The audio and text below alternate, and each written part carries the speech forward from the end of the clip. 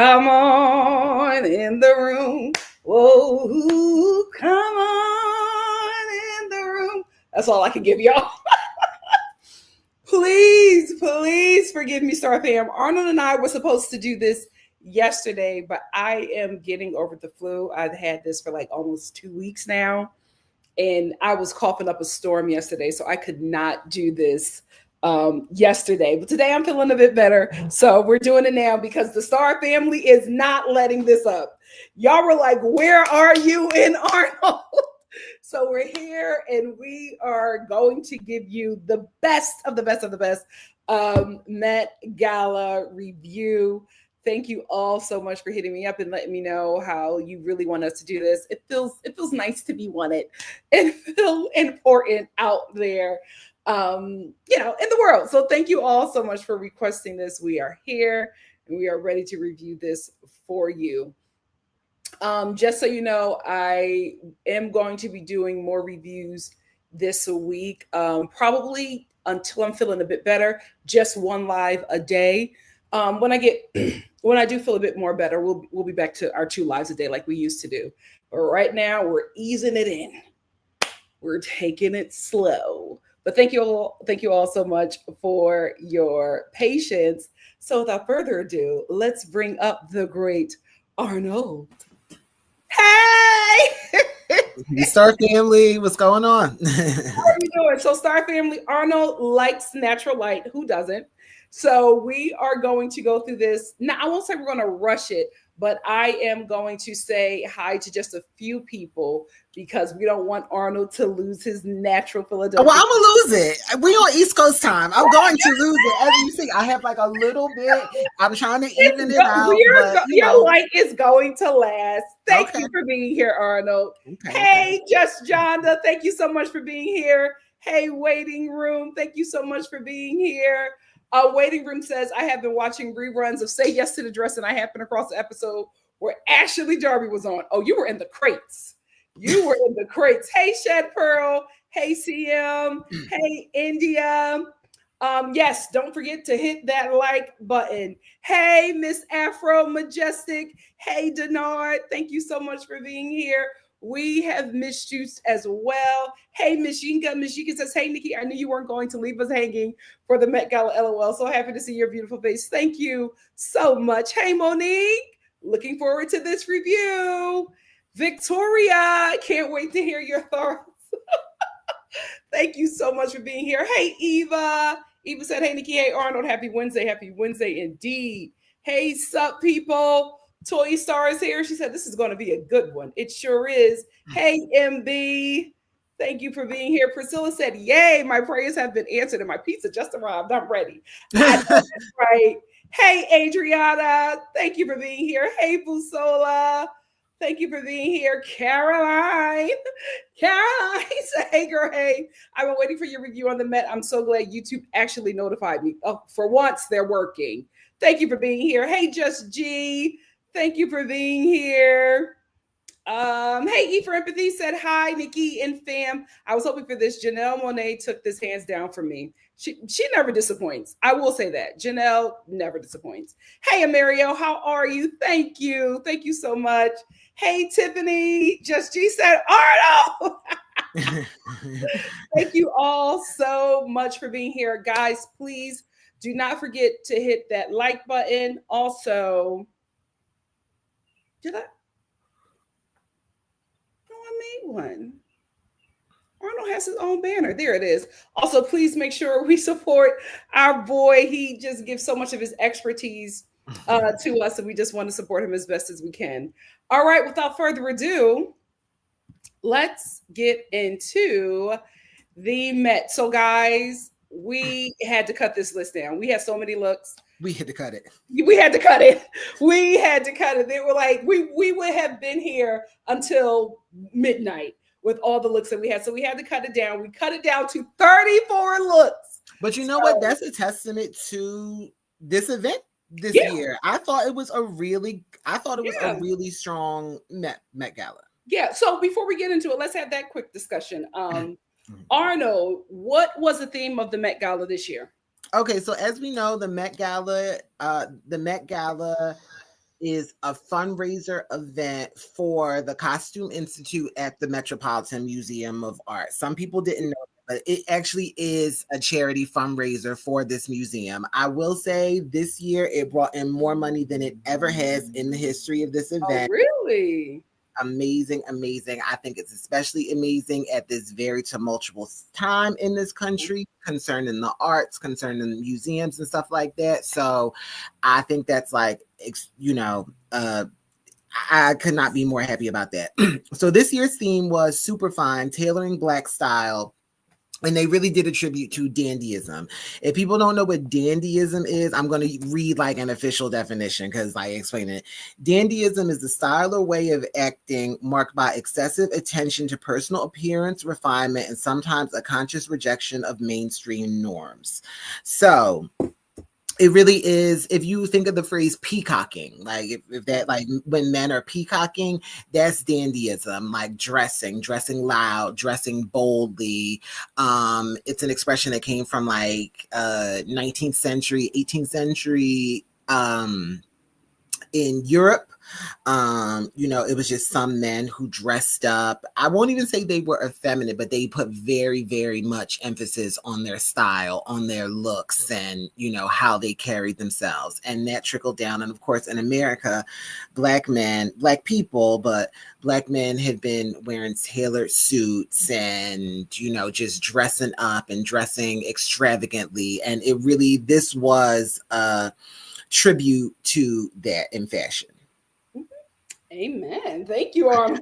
I'm also going to add really quickly. So usually they do the exhibit. They do the exhibit. They bring stuff in. This was stuff that the Costume Institute had. They had a lot of this stuff in their archives that was left to them, donated to them, however it happened, from the late Andre Leon Talley, who was a dandy himself. They had like a bunch of his stuff in the Costume Institute. So they just were like, let's do an exhibit around this. And I think that was an amazing thing. So you're going to hear a lot about Andre when it comes to this exhibit. So good. If he were here, he would have loved he would have loved it. It would have been his night. The commentary would have been crazy. It would have been his night. The commentary would have been crazy. It was his night.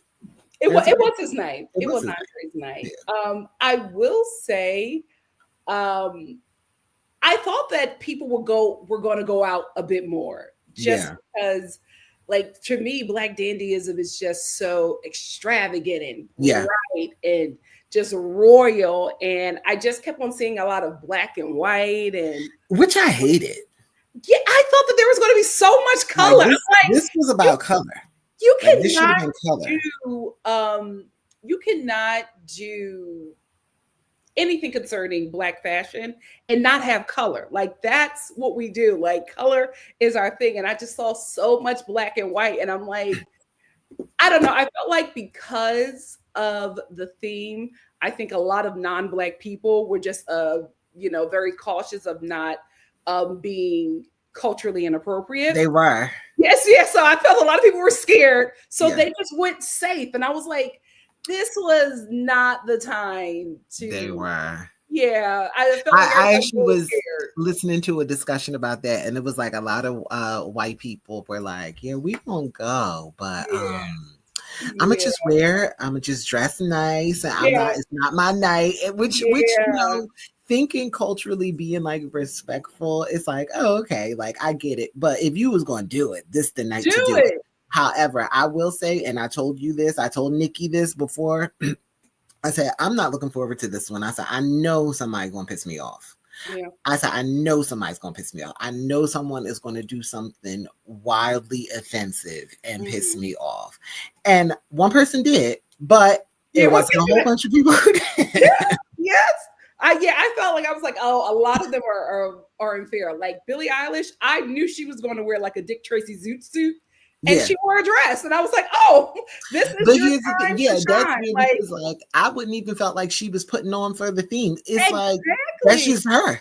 Her entire style is black man. Yeah, black man. So I just knew that she was going to knock it out the park. And she wore a dress with finger waves. And I was like, oh. Yeah. Okay. Yeah. And also some black men surprised me. I'm like, yeah, okay. Some of the black men, like, I think that it's a hard thing. Like, dandyism is something that, like, it's not a phrase that's commonly used anymore, even though a lot of black style that we've all grown up seeing really would be described as like dandyism. So, or you would call some people dandy. So I think it was hard for some people, but to be honest, you think of Harlem. Mm-hmm. You think of the Harlem Renaissance. You think of zoot suits and Cab Calloway, and you know what I mean? You think of any church in the South on Easter Sunday. Like, the men not in black suits, baby. The men not in black suits. The women are in hats that, like, reaching up to, you know, heaven. It's just people, it's an extravagance, it's color, it's fun, it's resilience. And it just was like so black. And it really like could, not to get like too deep, but it's like an emotional thing when you think of like how these fashion movements came to be. Like, I was just reading this thing that like black men couldn't afford to buy their own suits, so they were making their own suits, and they just had from excess fabric, and so they started making like big suits. They started doing like big proportion shoulders and pinched waists and stuff like that. So if you think of like how they created these looks, and then, you know, even thinking back to the South, how people somehow always made it poor people. They showed up and showed out on Sunday with limited resources, handmade, tailored. Like, that's what this was about. Like, these suits are tailored. Like, if you know an old black man, he's in a suit, that cuff is perfect. It ain't touching the ground. It ain't ripping up. Like, that's just what black style is. And, you know, and it's also rare where you get a Met Gala and the theme is kind of centered around traditionally men's fashion. Of course, women wear tailored suits as well, but this was like a men's look, which is why lots of suits, which is why they didn't have to do it so literal with the suits, but which is why all the chairs this year were black men. All the chairs of the event were black men. Yeah, and who were the chairs again? The chairs were Coleman Domingo, Pharrell Williams, Lewis Hamilton, and A$AP Rocky. Yes, A$AP. Yes. I do want to make a correction. You guys are right. Billy was not there. I was referencing an award show outfit. So you guys are right. Oh, I was going to say, because I didn't even see her, but I trust she had came up on a list, but it was from another show. So that was my bad. Okay. I also want to say, I was shocked that nobody pulled from like Congolese dandies who like always knock it out the park. I would have thought that there would have been some inspiration from there.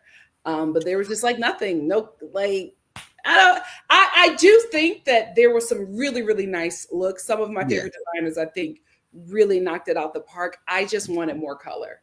I just want more color. Also, another fun statistic: there were more black designers featured on this more black people than ever before. So more black designers, and I didn't even consider that when I was like looking up the designers.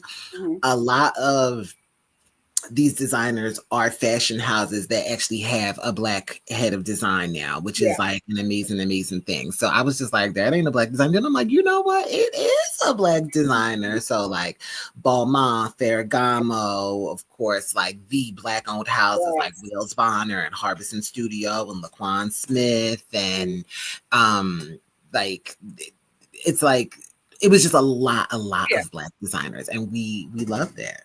Well, listen, Law Roach at the Met Gala pre-party, I think on Sunday, said they effed around. He got on the mic and said they effed around and made the Met Gala black. Listen. And I was like, okay, Law. And then I saw the Met Gala. I said, oh, Law was right. That was it's so funny. I saw that too. And I said, okay, Law, like, calm down. But I also was thinking like, oh, he must really be drunk, because I never heard him sound like that. Me either. I said, oh, this is a party. He was just so excited. I was just like, okay, Law, calm down. But Law was really right. This was a very black Met Gala, and I wanted them to just go out and do more, because we are like black dandies. I just knew it was just going to be a colorful carpet, and everything was black and white. And I was like, oh. And here's the thing, everything wasn't even black and white. It was just so much black and white. It almost like drowned it out. It was like, what is happening? I knew we were going to get like some hot pink and, you know, pastels. I just knew, but that didn't happen. But we still have some looks that we would like to discuss. So let's get into it. First off, our first look is the Teyana Taylor. Arnold? Yes, Teyana Taylor is wearing a look styled and designed by Ruth Carter, the legendary Ruth Carter, who is the Academy Award winning costume designer, and she did most notably Black Panther. She just did Sinner. She does a lot of work with Ryan Coogler, so that's who did this look. I think she also, I don't know if she was chair of the event. She wasn't chair of the event because it was all men, but she was very, very involved in the event overall, so she did this. I think Teyana also like opened the red carpet. I think she was like the first person to walk. Your thoughts? So this was a lot of look. This was a hard one for me because it is the theme to me, but it's like it's a suit, it's a cape, it's necklaces, it's a do-rag, it's a hat. It just was like it really gave me look in the mirror and take one piece off, but that's not really dandy, you know what I mean? I'm sorry, y'all. Y'all know he's in here. There you go. It's going to be, I don't know. This wasn't my favorite look. However, I love that it was Ruth Carter. I did like that it was immaculately tailored, and it's Teyana Taylor, and she Harlem. So you know what I mean? Listen, the thing, when I saw the do-rag, I said that makes sense for her. Like that absolutely makes sense for her. We're in New York City. This is a Harlem girl. That makes sense. I do agree. I think there was a lot going on. She looks like she stepped off the set of Sinners and just came to the event. You know, I didn't see Sinners yet. Me either.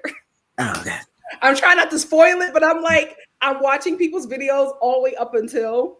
But I've been sick, so hopefully this weekend I can go. One of our friends actually like really tried to let me have it. Because I didn't see Sinners. Wait, are you making a choice to not see Sinners? No, it was literally the week it came out, and we didn't, and I didn't see it, and we were kind of discussing it, and I said that I didn't see it, and it was like, oh my god, like I'm gonna see Sinners. You know we don't play about black films, like you gotta see it first. You have to see it the first week. But I will say, I do think that this was very on theme. I just wish make like a few things, maybe the rose or whatever this is, the puffer.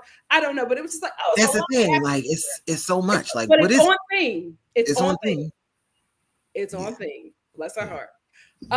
Next up, we have the iconic Janelle Monae. What are your thoughts, Arnold? I love this. I will say I liked it a lot more once she removed the coat. Because I love this suit. Like I love this suit. It is. I think it's a skirt. But it's a suit though. But it's a skirt suit. Like I would have thought that she would have been a pant. Yeah, her body looks. It's a suit, but her body looks so good. Like she just really knows how to pose. I didn't love the coat, but it is very dandy. I loved it. Like she took it off. Like they took it off of her, and then it just did a reveal. So this is, I believe this is Thom Browne, and I don't know if it's styled by or in collaboration with another like theatrical costume designer, Paul Tazewell, a black man, a black gay man. So I did love this. The monocle was a little nose on for me, and you know what? I have to say.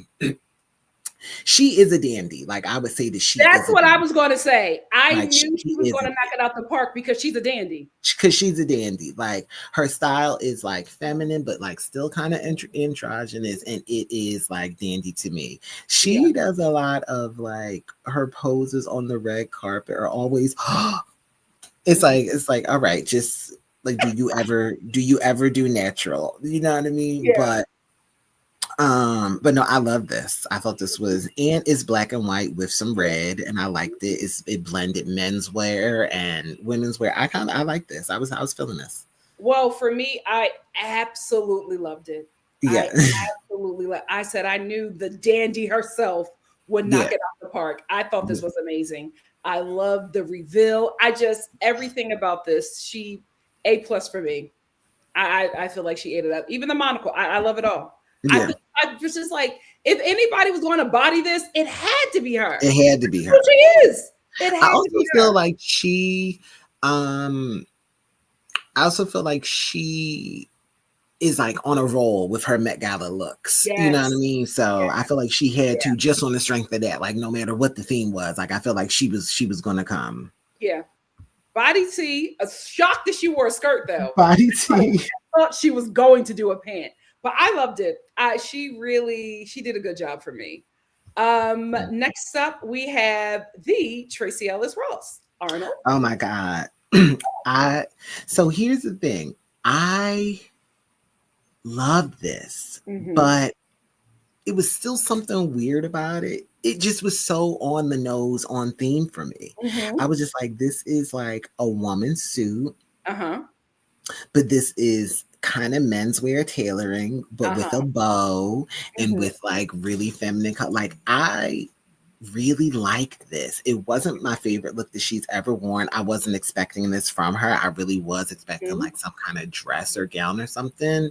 But I really enjoyed this. She's wearing Marc Jacobs. I really loved this. I don't know, but I didn't. But I liked it for this. Yeah. I would have done without the hat. Well, see, here's the thing. I liked it, but I liked every piece separate. I think that's what it is. I didn't like everything together, but I love every piece. I love the pant. I love the bow. I love the shirt. I love the bolero. I love the hat. Just together was a little jarring. It was a lot. Yeah. For me. It overwhelmed her a little bit. And overwhelmed. And clothes don't overwhelm her. Yeah, but I like that she had color. I was like, finally, some color on this carpet. Yeah. But I was just like, oh, everything together, maybe not so much. Yeah. Eva said it's a child. It's a child. She looked beautiful. She always knows how to wear a garment, though. Yeah. But I feel like this one time. Yeah, I didn't love the fit of the pants. Yeah. Yeah. It was, yeah. But I like it. I like it separately, just not together. Moving on, we have Pharrell, the co-chair, and his wife. Pharrell, of course, is wearing Louis Vuitton because he's the designer for Louis Vuitton, and Louis Vuitton was the fashion sponsor for the event. So I don't know if that means that they had like the biggest table or what the fashion sponsor is exactly, but it's Pharrell, and that's what he's wearing. You can't really see it, and I didn't realize it initially, but there's like thousands and thousands of pearls in that jacket. That jacket is all pearl. It's exquisite. I didn't love the bell-bottom pant. I kind of felt like they should have been longer. But I like a bell-bottom pant. I like a, slight flare pant, but I felt like these maybe should have been longer. My issue is his wife, and I'm going to say two things about his wife. So his wife essentially is wearing the same thing as Lisa from Blackpink, who was there, who's also wearing Louis Vuitton. They're almost wearing like the same thing. And even though it's Louis Vuitton, and essentially this is a promotional moment for Louis Vuitton, I was so annoyed seeing these bags. It's a fur like Louis Vuitton like Speedy bag. And that's not, first of all, it doesn't complement this outfit. Secondly, it's not an evening bag. I saw so many people with these big ass bags this night, and it's like, it's a charity event. What you got in there? Janelle Monae too. We didn't really see it, but she had a big Tom Brown bag. It's like, why are you carrying this big bag? Like, what's in this bag? This isn't an evening bag. Yeah. And like, also, if you wear this outfit, this is not the bag that I would carry. It really is just like a fur printed Louis Vuitton bag, and it's like, y'all could have done a little clutch or like a sleek crocodile, or you know what I mean? Like, this required a skin, not a fur. Okay. Let me hold on. I'm bringing up Lisa from Blackpink because I need to see what you're talking about. It's like a crotchless, pantsless black look with the same stockings and.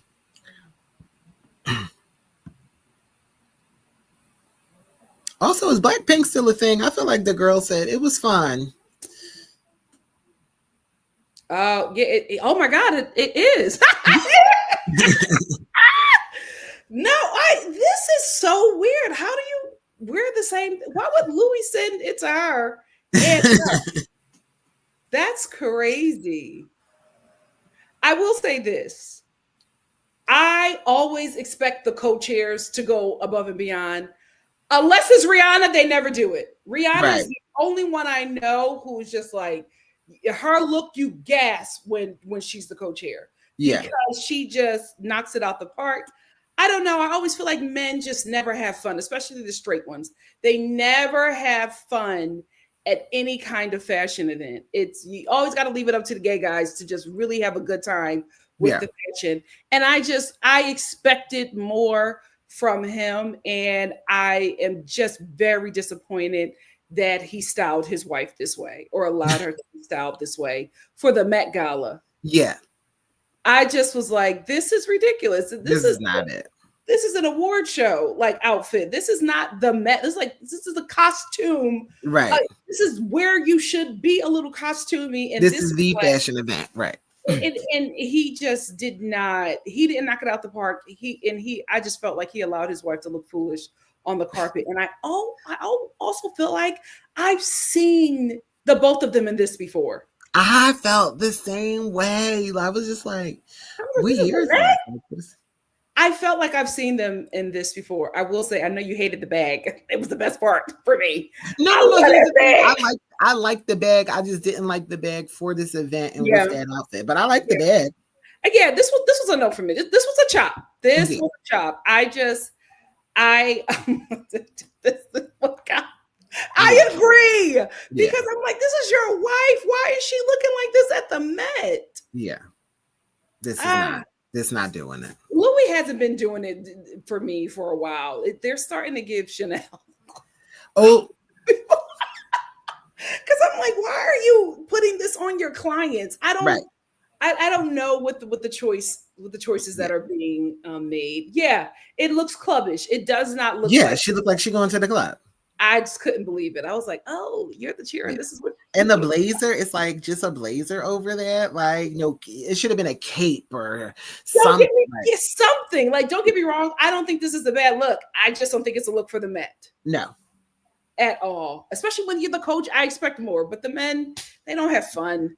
Next up, we have Miley Cyrus. Yes, Miley. Miley is in. I will say this on Twitter. Somebody wrote, as a former Black, I expected Miley to do better than this.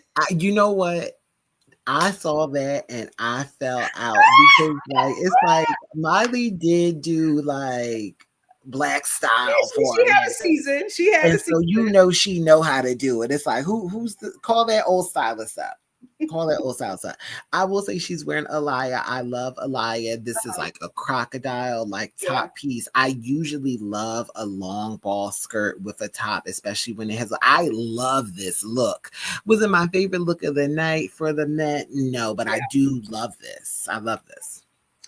I did not love this look. You did not? I didn't. I felt like the skirt was a little dated. The skirt gave me something that I've seen at like an early 2000s prom. It did give that. The top seemed dated to me as well. I feel like we've seen this style, we've seen this aesthetic for a minute. And I don't know, for the Met, I just wanted a bit more. I wanted a bit more drama, a bit more fun. And I didn't get it from her. And I thought, I thought we would, but she's in like her country girl era right now. So is she? She doing country? Well, she's trying. So country rock star thing, Dolly Parton with an edge. That's what with the music. But she's not having fun anymore. I wish the fabrics matched as well. She's not having fun anymore. So it was cute, but I'm like, I wanted more. She's chilling. She said, listen, I can't go on tour. That's what it is with Miley. She's chilling. She's chilling. she got so successful so fast, so young that like now she's just like, if I kill it, I kill it. If I don't, I don't. It is what it is. Mm-hmm. It's nice to be rich. Anyway, moving on to the Nicki Minaj. Arnold. So it's so funny because I knew that she was there. I think I read that she was there. I didn't see her on any pages. I think I saw like one picture of her coming out of her hotel, but I didn't see her on the carpet. I haven't heard anything from or about Nicki Minaj in a while, so I was kind of surprised. But she's in Thom Browne. Mm-hmm. I don't hate this. It's tailored. It's perfectly tailored. Mm-hmm. I don't know. Is that like a bouquet on the shoulder? I didn't really, like I said, I didn't really see a lot of pictures of this look. Not my favorite, but I don't hate it. I would say like it's fitted. Her body looks good. The tailoring is perfect. That's on theme. But yeah, I'm a little underwhelmed. I will say when I saw this, I really liked it. I felt like, for me, it was on theme. I knew it was Thom Browne because of the stripes. And I thought that this was tailored to her body beautifully. Her face eats, the hair, everything to me just really worked. It wasn't my favorite. Was I wowed? No, but I felt like, okay, if you're going to do Black Dandy as a woman for the Met, this is what I would expect to see. I of course would have wanted more color from her, but I think she looks beautiful. I like this one. It was safe, but I felt like out of the people that I've seen thus far, she was the one that was really on theme for me. Yeah, I thought she looked cute. Just John that said someone in Nikki's camp went to the sale bin at Michael's. Oh, I liked it. I actually thought this was hair. Was this hair? I thought this was hair. I thought, oh, how interesting. Oh, I hope it's not hair. I liked it. You know what she gives me? Harlem Nights. I think that, well, that's the thing. That's dandy. Nights. Very dandy, very Harlem Nights. I liked it. I thought she was beautiful. And she was so chill. I'm like, okay. I know. We're maturing. She needed to chill. She did. Next up, we have A$AP Rocky. Arnold. Another chair of the night. A$AP is in, I don't know how to pronounce this. It's AWGE. By himself in collaboration with another designer. And he's wearing a Bulgari watch. I like this. This was not like Black Dandy, and I think that he's probably like hip hop's foremost like Black Dandy right now. I did like the umbrella. It was a cute touch because Dandy likes to accessorize, and it was raining that night. But this was just like, you could have worn this anywhere, A$AP. Like, you could, and it's black and white. It's a raincoat over a suit. You could have worn this anywhere. I did not love this. I agree. Another chair that disappointed me. I didn't like this. I mean, I will say it wasn't a good look. Like this is cute. It's cute. It's a cute look. You would absolutely see a Black man in New York City, no, specifically Philly, wearing this look probably circa 2008. I will say it is a nice look. I mean, you're the freaking chair. Like none of the chairs were dandies to me, except for one. You know who it is, and we'll get into it. But I'm just like, where is the dandyism out of everybody? It should be you. Like you. It also doesn't look like the look of the chair of an event. No, it's like, how are you with Rihanna? You just look like you there. That you need to sell it. Yeah, I was just disappointed. I thought he was going to change. I thought it was going to be another look. I didn't know that this was it. It gives me a teenager on his way to like his first adult job. Yeah. Or like first day of prep school. I don't get Black or dandy from this at all. No. I don't know what was going on with them chairs. Let's do Black women next. Gay Black men. Or all Congolese gay Black men. Something. Yeah. But yeah, I was disappointed. I was disappointed, A$AP. It does. Well, he is short. I think, isn't A$AP he a bite-sized king? because Riri is tall. She be towering over him, but she don't care. Next up, we have Emma Chamberlain.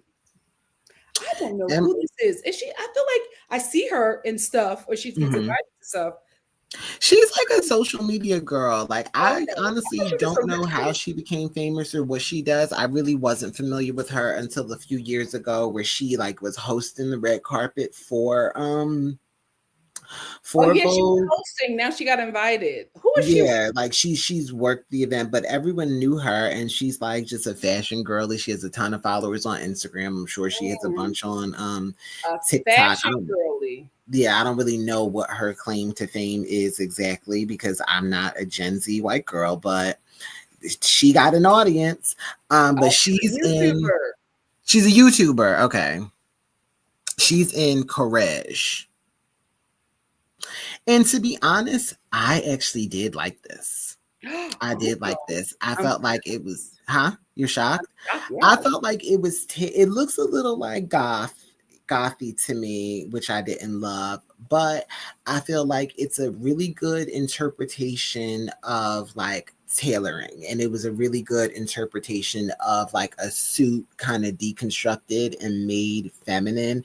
And even I just found it very interesting, and I found it very different than what I saw a lot of people do, because a lot of the women did do suits or they did do blazers, and I thought this was kind of interesting. Did I love like those gloves? No. Did I love those little teeny tiny glasses? No. But I did kind of feel like this was an interesting look and an interesting take on this theme. So here's the thing for me. The best part about it for me was the glasses and the hair, because I felt like if she had like a real cute dandy suit, it would have worked together. Yeah. I felt like this outfit, and no shade to skinny people, right? But I feel like this outfit would have ate on a more shapely woman. It needed body. It needed a body to sell it for me. Mm-hmm. It needed a body. I just felt like it was just sitting on her like it was on a hanger. It needed a shape to really, really sell it, especially with those cuts. We needed some hips. We needed some moves, something to really for this outfit. Some va-va-voom, va-va-voom to really sit on. And I think because of that, it looked ill-fitted. It was moving to the side where she was moving this way. It just needed some body on it. But you know what? It's okay. The baby tried. She's normally interviewing people, but this time she's on the carpet and she's on her way up. Yeah, she's on her way up. Yes. Absolutely. They do look like me. Tony Brown. It needed a body. It needed a body. That's what it needed. But you know what? She's there and we're here. Well, she's doing something right. Doing something. Next up, we have the gorgeous Lupita Nyong'o. Uh-oh. She is in Chanel. Yes. Does she have a contract with Chanel? I feel like she wears Chanel a lot. Our girl is under contract.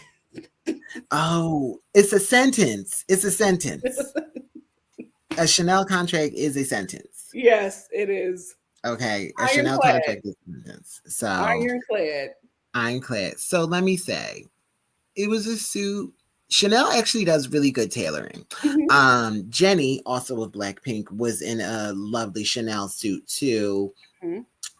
So I think that they do tailoring well. I think that this was pretty. I did love like the little cape part. I thought it was beautiful. The color is beautiful. It looks almost white here, but it was like an ice blue, very reminiscent of the dress that she wore when she won her Oscar color. I mean, I think is really beautiful. Was it my favorite look of the night? No. Was it a really good look? Yeah, I actually kind of always like what she has on usually. I thought this was really pretty. It didn't really give me like dandy, but it was cute. I'm bringing up a pic because I did want to talk about that. I will say I like this. My only issue was that, and I don't know if this was what it was supposed to be, but it was an ode to her winning her first Oscar. That's what it looked like to me, because this is like her signature pose that she did with her Oscar dress, the light blue Oscar dress that she wore. Other than that, I think she looks great. I like everything. Like Lupita is beautiful and she has a great body, so she could just wear just about anything.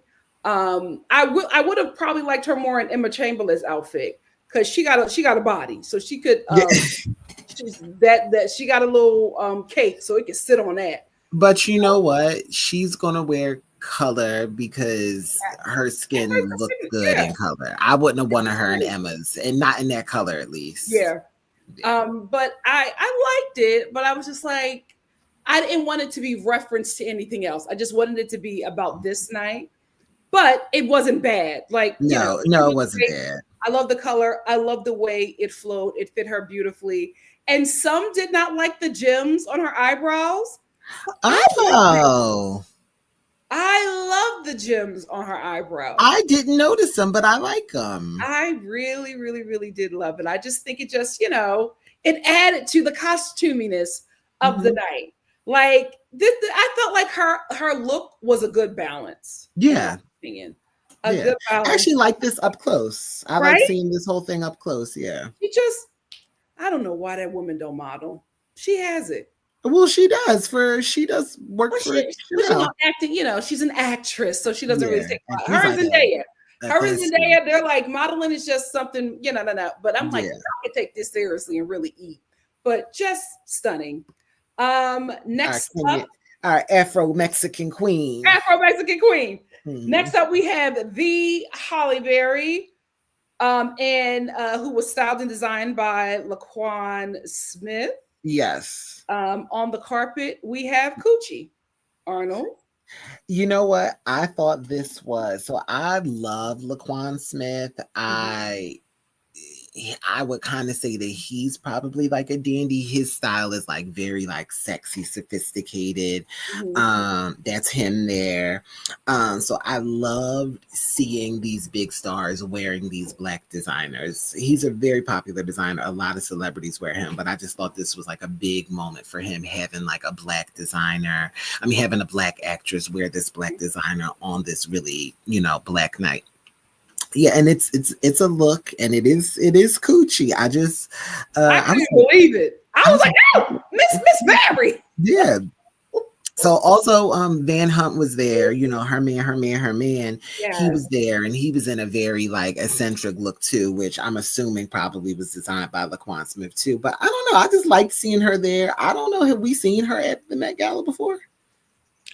I don't think so. I don't think so. I don't know. I don't think this is her first. But I don't remember seeing her. I don't remember seeing her, but I like that she came out, and I like that she came out with LaQuan Smith.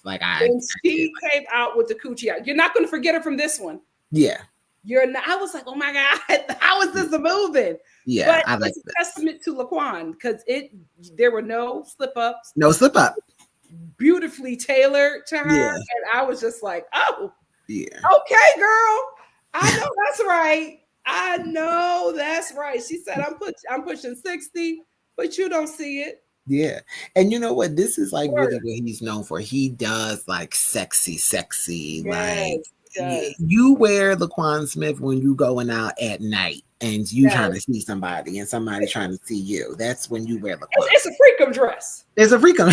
Freakum dress. I was like, oh, okay. Yeah. I didn't expect this from her. I really, really, really didn't. Yes. But I liked it, and I really like LaQuan's coat, this Mongolian fur jacket. I will say I would have liked. I don't know. Maybe it's because I'm from Philly and I'm ghetto, but I would have liked Holly with this Mongolian fur jacket with this dress. Oh, I would have liked that. I would have liked that. For me, I'm like, that's Met. You know what I mean? Like that, but I don't think it would have been dandy anymore. So I get why. But I like that he wore it because it makes his suit dandy. Yes. I liked it. They both. I actually really like his look. I like that a lot. Oh, I definitely can see you in that. Yeah, I like that definitely. Just on your way. And what he wore to like the pre-Met party was everything. Like it was like this off the shoulder. It was like this off the shoulder draped top. It was like, like it really gave you like girl going to the club, because it was like body slit. It was everything. And I was like, oh, I've never seen like a man. He got a little body under there. And I was like, oh, I've never seen a man. Wait, I have it. Hold on. I was like, oh, this looks good. Oh, he does look good. He looked good. He does look good. Let me bring it up so y'all can see it. He does. He ate that up. He does. You can tell he's been working on a body. And he wants y'all to see it. He wants y'all to see it. He looks good. I love this. This is Nikk. Gabrielle Union's husband. Dwayne Wade. Yeah. Right? He looks like him. This is sick to me. Yeah, he looks good. Arnold, another thing I can see you in. You know what? And I'm not really this kind of man. Like, I don't really give like body, and you know what I mean? But that looks good to me. Yeah. Like that looks so good. I even love like with the chains, how you can see the diamonds like through the shirt, how you can see the bracelet or the watch through the shirt. He styled it beautifully. He styled it beautifully. He does look good. Good for you, Laquan. All right. Next up, we have Cardi Arnold. I saw something on Instagram today, and it said the month-old lettuce in the month-old salad in your refrigerator, watching you buy takeout.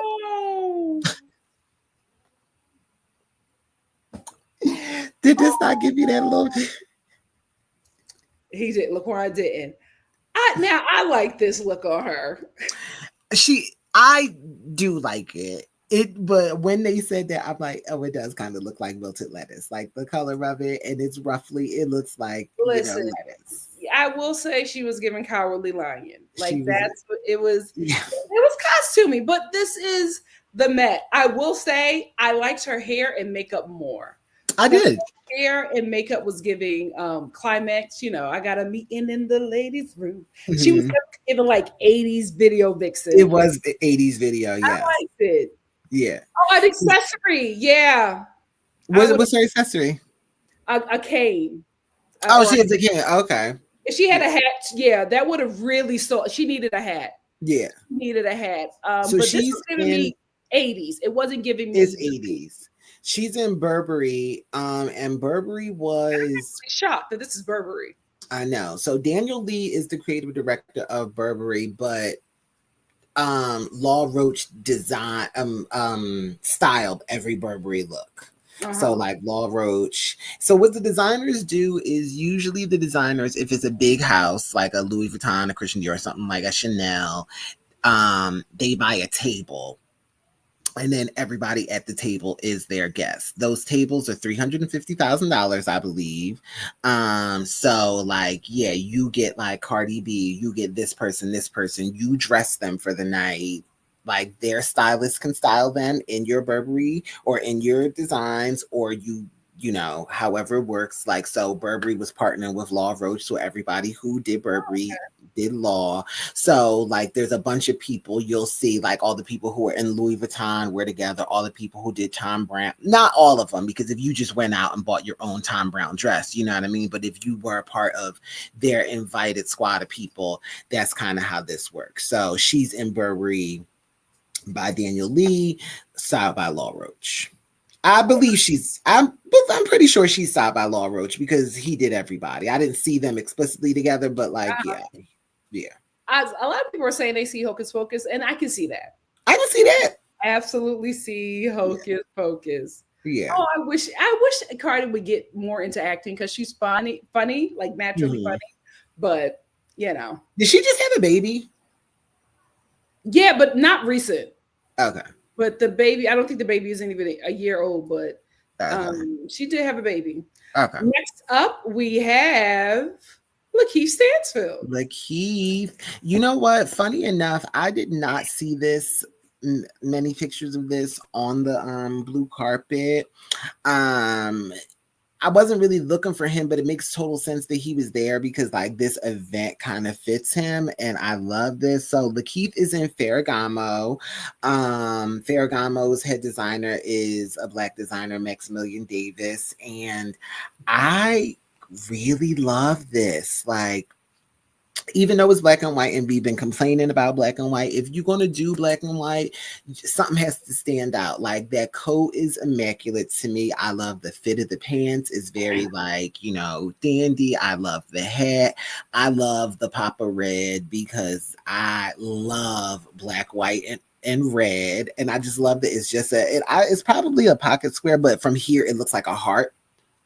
And I just think it looked so good. I really thought this was really good. It's almost like a play on white tie. Like if you go to an event and it requires like white tie, but it's non-traditional. I thought this was really good. And this is really how a man should play around a little bit with fashion. I like this. Dahlia said the keys look like an avant-garde Billy D. Williams. And you know what? And I feel like that's kind of the theme of the event. Like, yeah, I liked it. I thought that it was on theme.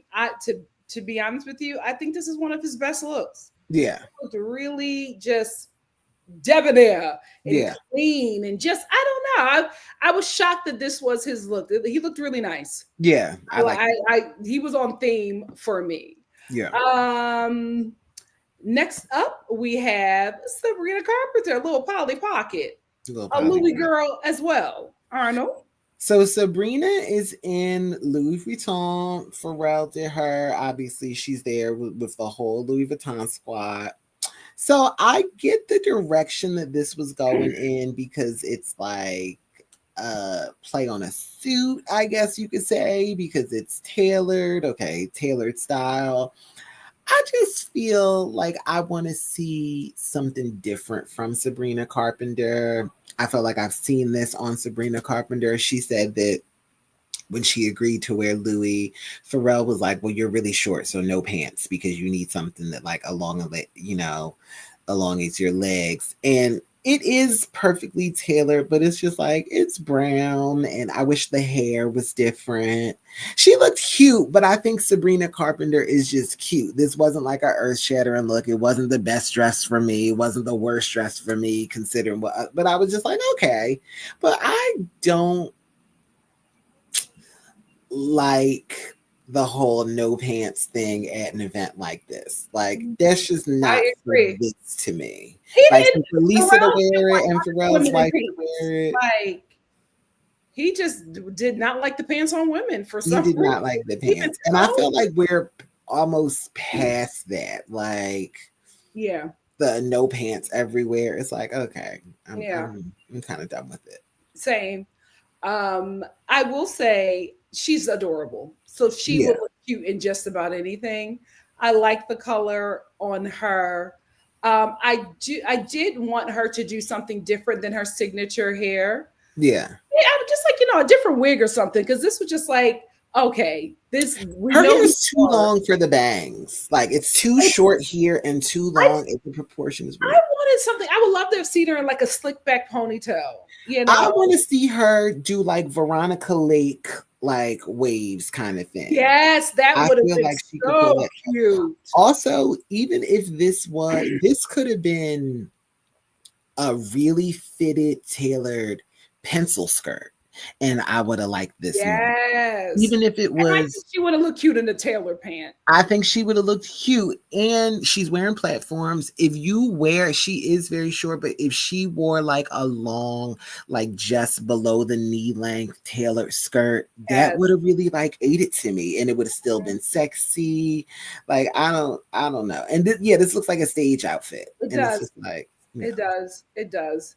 But she's so adorable. It's like, yeah, she's cute. And I like her on the red carpets too. Yeah. I mean, I like her like interviews and stuff. I like her. Yeah, she's adorable. So you're like, oh. Yeah. Okay. Next up we have Tessa Thompson. Tessa Thompson. Tessa, I really like the way Tessa plays with her style too. I would give her like Dandy. She's a real fashion girly. I think she's a serious actress, but she's a fashion girly as well. She's in Probable Wrong. Mm-hmm. It reminds me of, and we'll see another person I think wore a very similar. It's like riding attire, like English style riding attire. I know. Yeah, I know what you mean. And I do like that. As I said, the word dandy came in like 18th century England, and that's, you know, that's just what you called certain men. So this does fit like a dandy aesthetic. I did not assume that this was Probably Wrong, but people, you know, the designers were doing the theme. So I do like this. I think this is pretty cool. I think it's interesting. Yeah. I liked it. This was very on theme to me. Looks Victorian. Mm-hmm. I would expect this from her. I would expect this from her. So I liked it. I enjoyed it. I said, okay, let's go there. If we're going to do it, let's do it. Yeah. And I thought, it's funky, it's cute, it's her. Yeah. It's like, you know, it's on theme and it's still her personality. I really enjoyed it. Yeah. Alice in Wonderland, yes. Yeah, absolutely. Tessa don't mind playing with shapes. She don't. She has fun on the red carpet. The carpet. So that's what I like about her. Next up, we have Riri in the belly. In the belly. So Rihanna I don't know what Rihanna and ASAP be doing, but I know one thing they do. Okay, Child. And they don't. How old are the other kids? Like, she gonna have 3 under 3. No, these are stair steps. These are stair steps. Like, let me see. But this is what she wanted. This is absolutely what she wanted. And she said she's going to keep on going until she got a girl. I hope it's a girl in here. Like, just, and I saw people were like, we thought you said you were working on R9. Does this mean like, and she like, I can still sing. I said, forget it, y'all. Forget it. We're not getting it. Some people know she's not always pregnant at the Met. She's only been pregnant at the Met twice. Yeah. Okay. Yeah, she only been pregnant at the Met twice. Listen, she needs to get off him. She loved that little man. She loved him.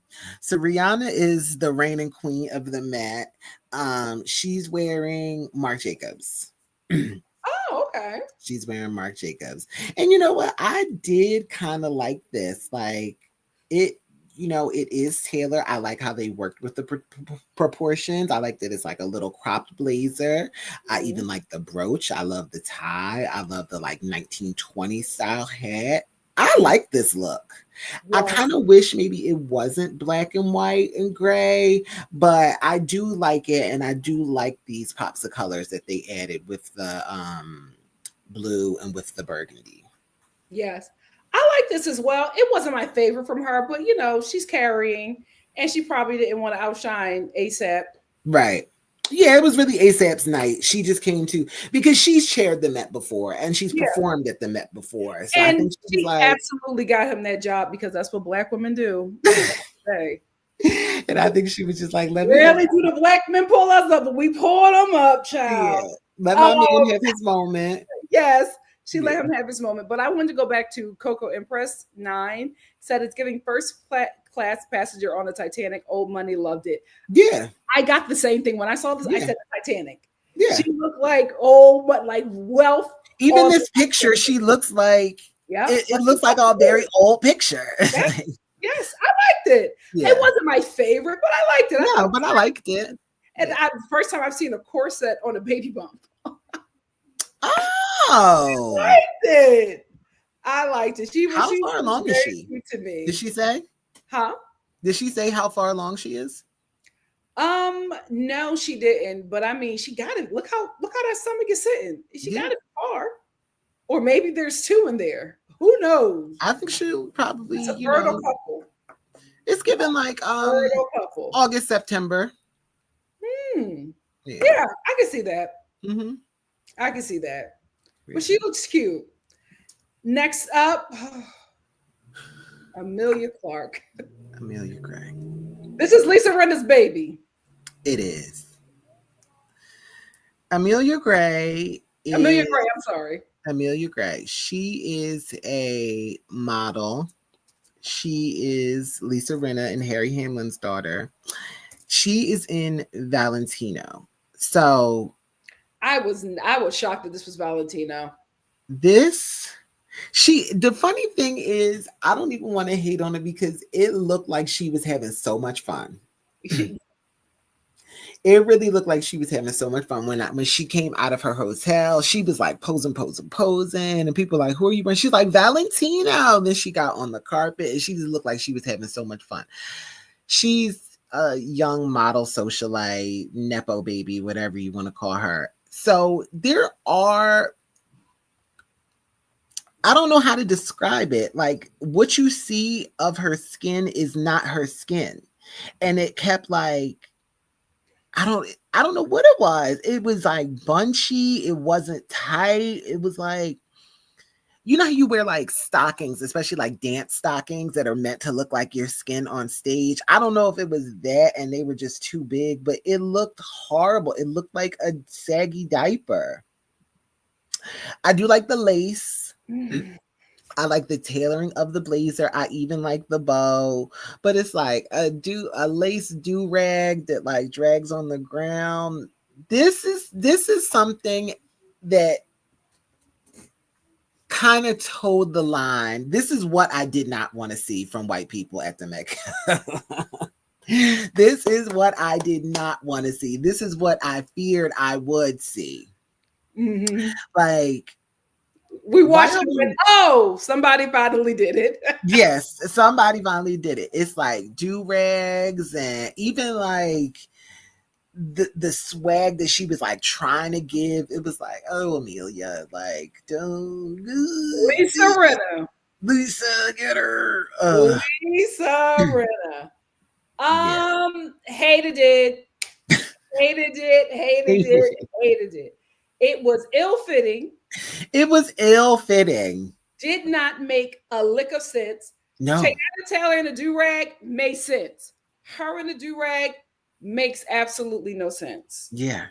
The outfit, I don't see dandy. I don't get it. I don't know what the lace means.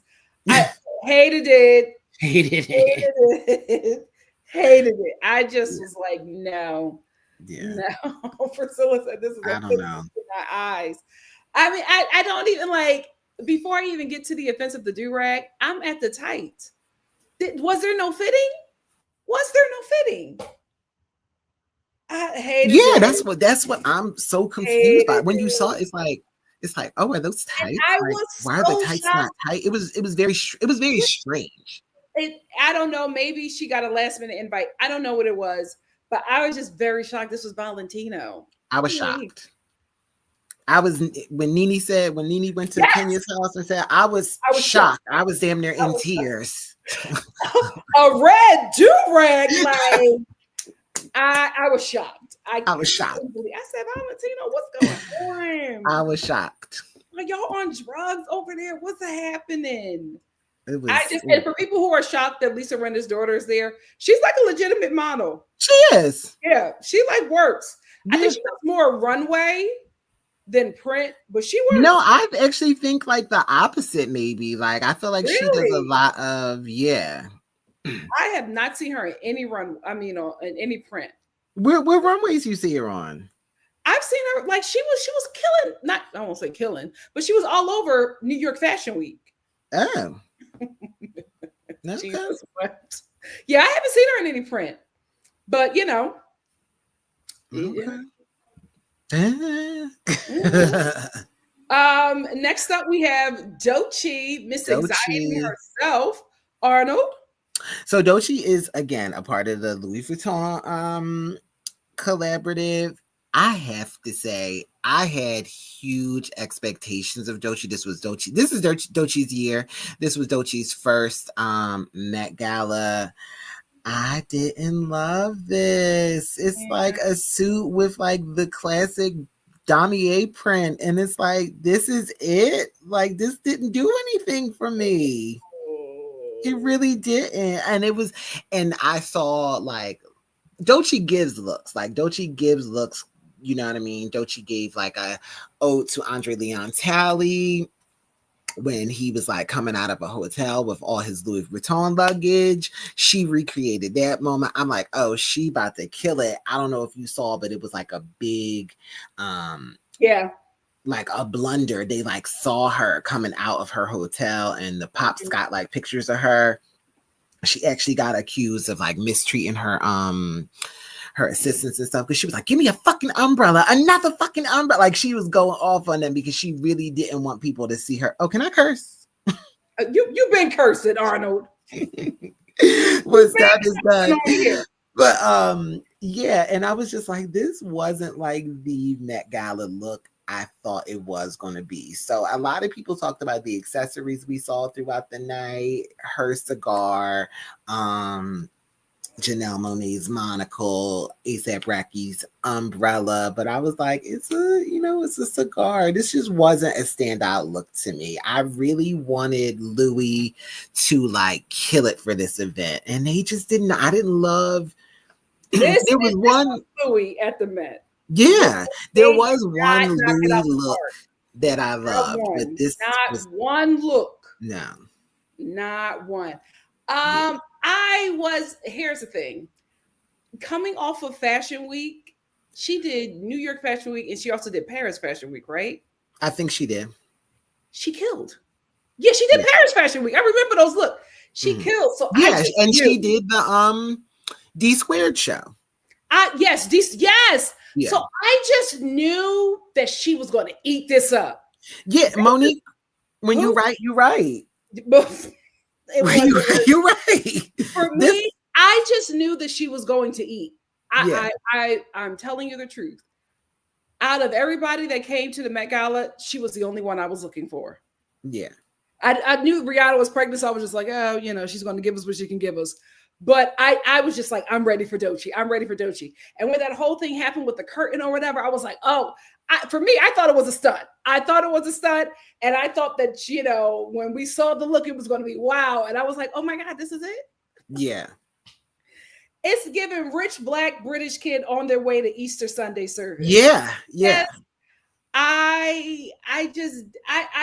It wasn't for me. And I'm like, no, just for what happened at Paris Fashion Week, I just really thought it was going to be a look. And I just have to say, Louis did not knock it out the park. I didn't like any of their looks. I was not wowed by anything.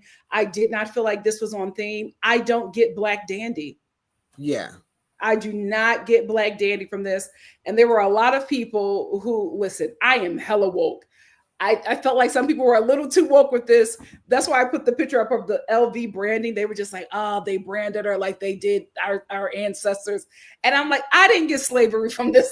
Listen, all right. It was a little okay. We gotta. Now, I wouldn't have wore a LV, like for me, I wouldn't have done that, especially with this look. Yeah. Now, if we're going to do it, go all the way. Do the whole face, because she does stuff like this, right? Yeah. Do the whole face at LV branded and just have your entire body be LV branded instead of, I would have accepted that over this because I just expect more from her because she always is like just out there. I did not see people saying that. I would have been like, y'all, come on. That's the first thing that I saw, the think pieces on that. And I'm like, I don't think it's that. I don't think, and I also don't think she would allow that. She's so pro-Black. I do not see her allowing anything like that. But I just Baldwin Hills brat, yes.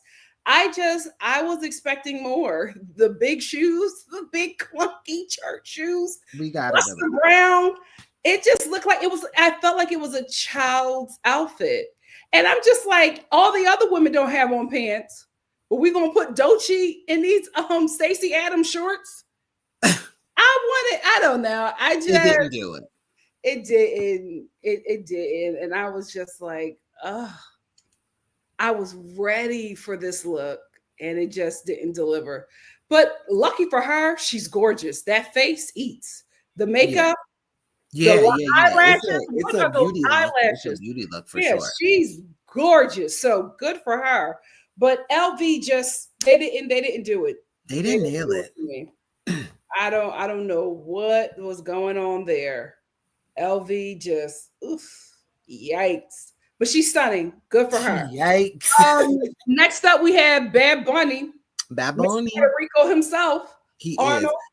is. So Bad Bunny is in Prada, and he's actually wearing a hat. The hat is not like just a traditional hat. It's like a hat that's traditionally worn by Benito got a rep of Puerto Rico.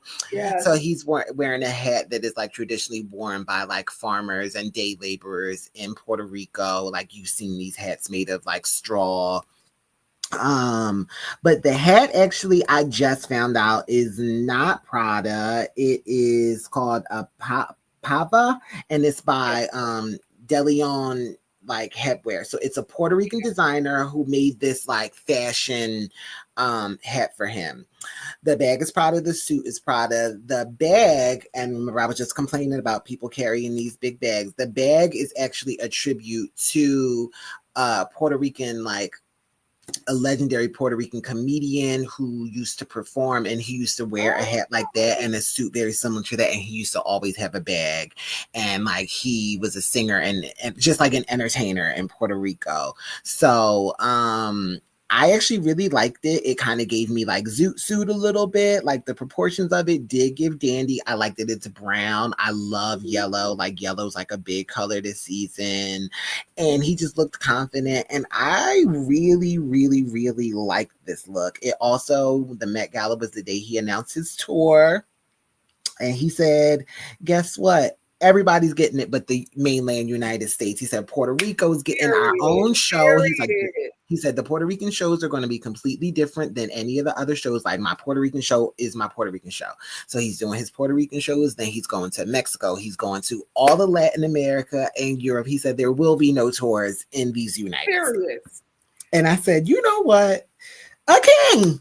He didn't make a statement. He didn't make it a big deal. He just said the tour dates are released, and this where you, if you want to see me, this is where you got to come see me.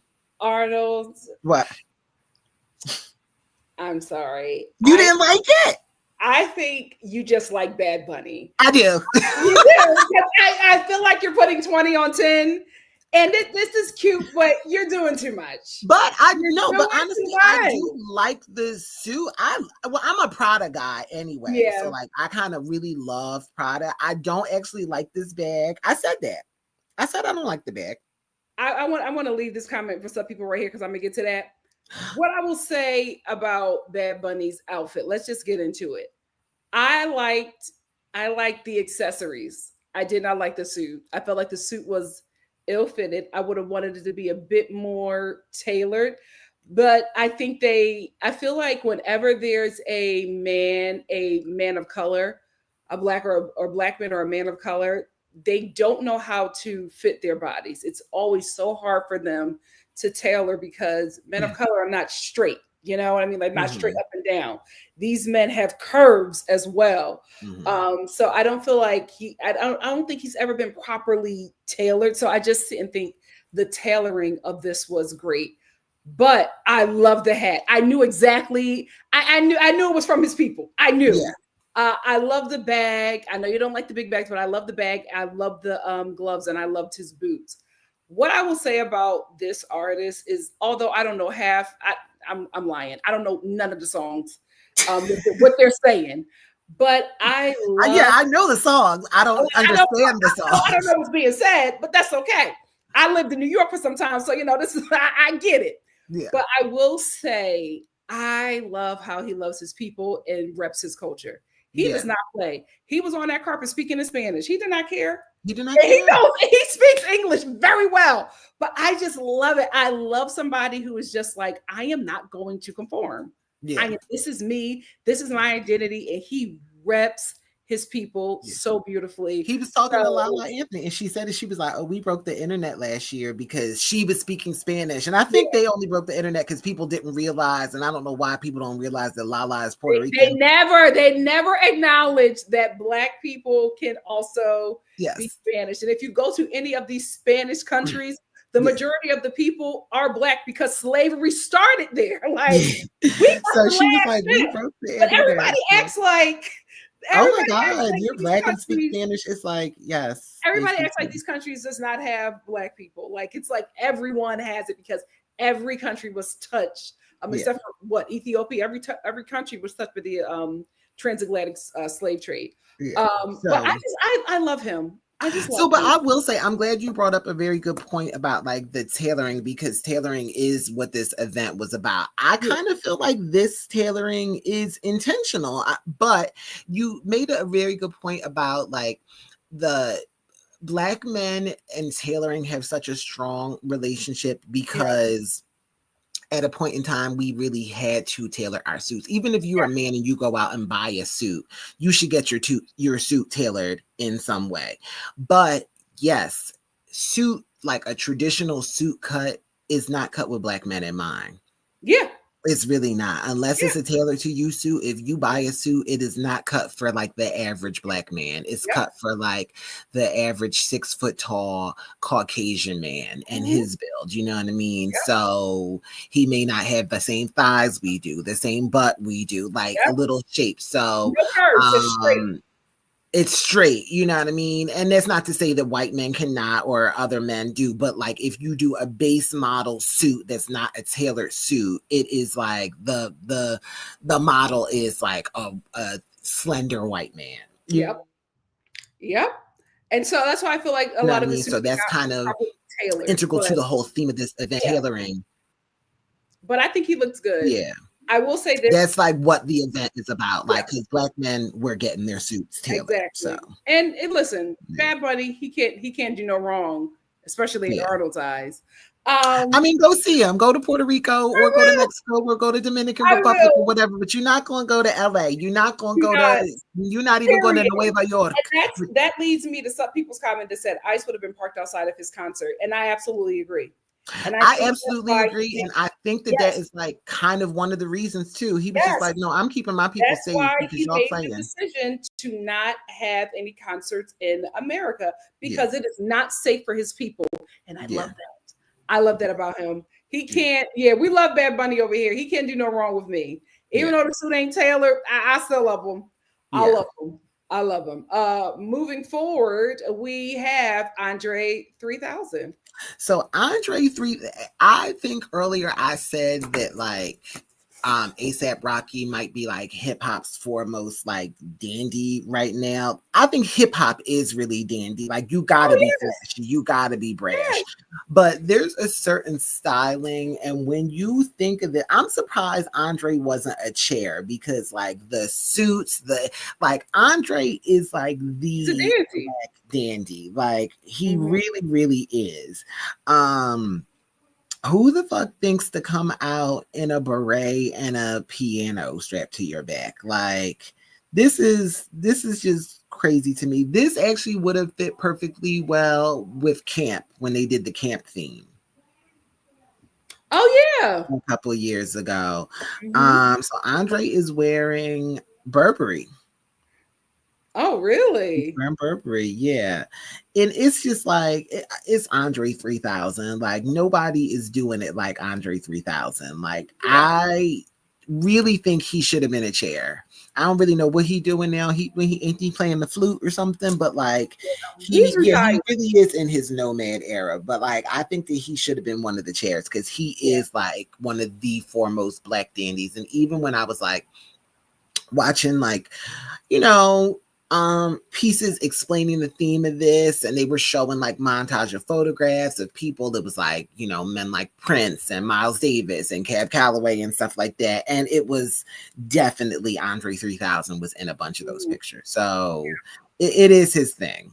This wasn't my favorite look for real. I've seen him do a dandy look like 100 times, but I think he's just in a vibe right now. So he dropped the piano album. So I feel like he was being literal, but I just liked it. I thought it was cool. Would have blended in with the outfit a bit better.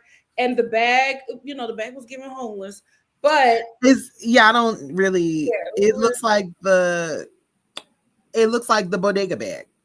give it a little the look. It just looked a little homeless to me. Yeah. But I like that there was something going on this carpet, and I like the extravagance of it. I like the costuming of it. I like the extraness of it. My only critique is the bag, and that I wish the straps would have blended in a little bit better. But I liked it. I was like, this is what I expect to see. The Met is where you should take risk. This is it. Take the risk. You can call it art, but a lot of people weren't doing that. But I like that he did take a risk. Yeah. Next up, we have Law Roach in his wig. Arnold. Law Roach in his wig. Well, Law obviously is in Burberry because, you know, he was doing a partnership with Burberry and his wig. Law, I actually really do like this. I'm surprised that Law wore this to this because this is, for Law, a pretty like muted look. Yeah. Yes. You're used to Law like with the hair, with some glasses, in something like that kind of blends women's wear and men's wear. And this was not it. I really do like this. I would wear this. I love a cummerbund. I love the shirt. I love the sleeve. But I think Law said, you know what? I'm working. So I'm gonna give it to y'all. I watched him on the red carpet. He looked like he was having such a good time. He was so personable. I watched Blakely Thornton, who was one of my favorite content creators right now. Hold on. Can we talk about him? Because I could not believe the cut was letting him cut up like that. I love that they let him cut up like that. He's one of those people, though. I think when they hired him, they knew what they were getting. And I also think that he's one of those people that said, if you hire me, this is what I do. And this is what I'm going to do. Yeah. And he did a little disclaimer the night before. He said, let's see who's going to talk to me, because he talks so much shit about celebrities. He said, who's going to talk to me? And you definitely saw him when people came out. He said, oh, I hate this. I hate this. I hate this. When Kim came out, I'm sorry, I didn't even want to say her name, but when he said, oh God. He said, no. I said, oh, he's really doing this like in these people's faces.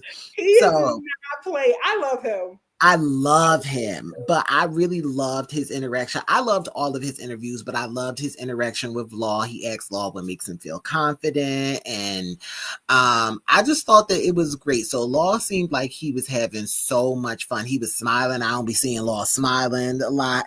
I think Law just really, really worked hard on this. Law really loves and honors Andre Leon Talley. Yes. Law is like, you know, at the forefront of Black style, at the forefront of like anything you think of like a Black person in fashion. He promotes Black designers. He works with Black women. Like, I think he was just so in his element that like he wasn't trying to be the star of the show. Yeah. And again, I do like this. Was it my favorite look of the night for this theme? No, but I love this and I would totally wear this. Yeah. Listen, I just wanted to put this up there because Law loved this hair. He was having a ball with this hair. I will say I was expecting more from him, like Black Dandyism. Him and Doechii I was looking forward to, and I was like, oh, okay. Yeah. Oh, yeah. Oh, and I was like, okay. Yeah. Well, it is what it is, but he loved that hair. He loved that hair. There was a comment here that I wanted to highlight. Oh, Wisdom K. Dahlia said Wisdom K should have been there. There was a lot of issues about that. A lot of people making a lot of videos about that. But that's up to the designers. They didn't invite them. The designers are the ones who pick the people who are going to wear their outfits. I don't know why Pharrell didn't invite him. I felt like he would have looked better in Doechii's outfit than Doechii. Yeah. I was surprised that he didn't get invited either because he's a Black dandy. He's a Black dandy. I had no idea who he was until last year, and I thought he killed it last year. Yeah. Like, I thought he looked amazing last year. And that's how I came to know him and realized, like, oh, this is like what he does. Like, this is his thing. Yeah, I don't know why he wouldn't have come or been invited. I don't know why no designers invited him. I'm like, he's huge on TikTok. I don't know. I don't know. They invited. And again, not only is he huge on TikTok, he's been there before, and he's Black. Like, he is this event. He's American. Is he American? I don't. He's not Black American, but he is American. Oh, okay. I don't know why. That was weird to me. I did see that. I saw him make his formal announcement because people were like, "Oh, asking him where are you?" He said, "I'm not gonna be there, y'all." Yeah. Disappointing. But we have Hunter Schafer, Arnold. Hunter Schafer is also wearing Prada. Again, a black and white look. Ooh, that could have been like very boring. This picture is not really like giving it justice so you could see like what it was with the white. Like, this was so beautiful to me, even though it really is just like a woman in essentially a tuxedo. Again, it's kind of a play on how I said that LaKeith was wearing like white tie, but like deconstructed. This really is kind of like white tie reconstructed, but on a woman. I love the beret, and I loved when she took the jacket off. It's like a white suit under there. Mm-hmm. And I was like, yo, this looks really sick. It was tailored to perfection. And I was just like, this is a really amazing, amazing Prada look. I loved it. It moved beautifully. I just love this. Even though we were saying that like we were tired of the black and white and surprised that it was black and white, this was a black and white look. I even love the neck, and it looked like, you know, when they tuck the little silk scarf in there. I just thought that it was, and it gave like, it gave dandy sophistication is what it gave to me, because it wasn't like, if you were dandy, you're not going to wear like a regular tuxedo. You know what I mean? It's like you would switch your tuxedo up, have your gloves in your hand. Because that's what dandy is. Like, you take you take regular clothes and you make it your own. You know what I mean? You make it a conversation piece. And I really, really like this look on her. And again, I love Prada. I will say, when I saw this, I said, oh, this gives me Caucasian concubine to like the leaders of the Black Panthers. You know what? Okay. You can see it. You can see it. She would be at the front of marches, you know, dressed up.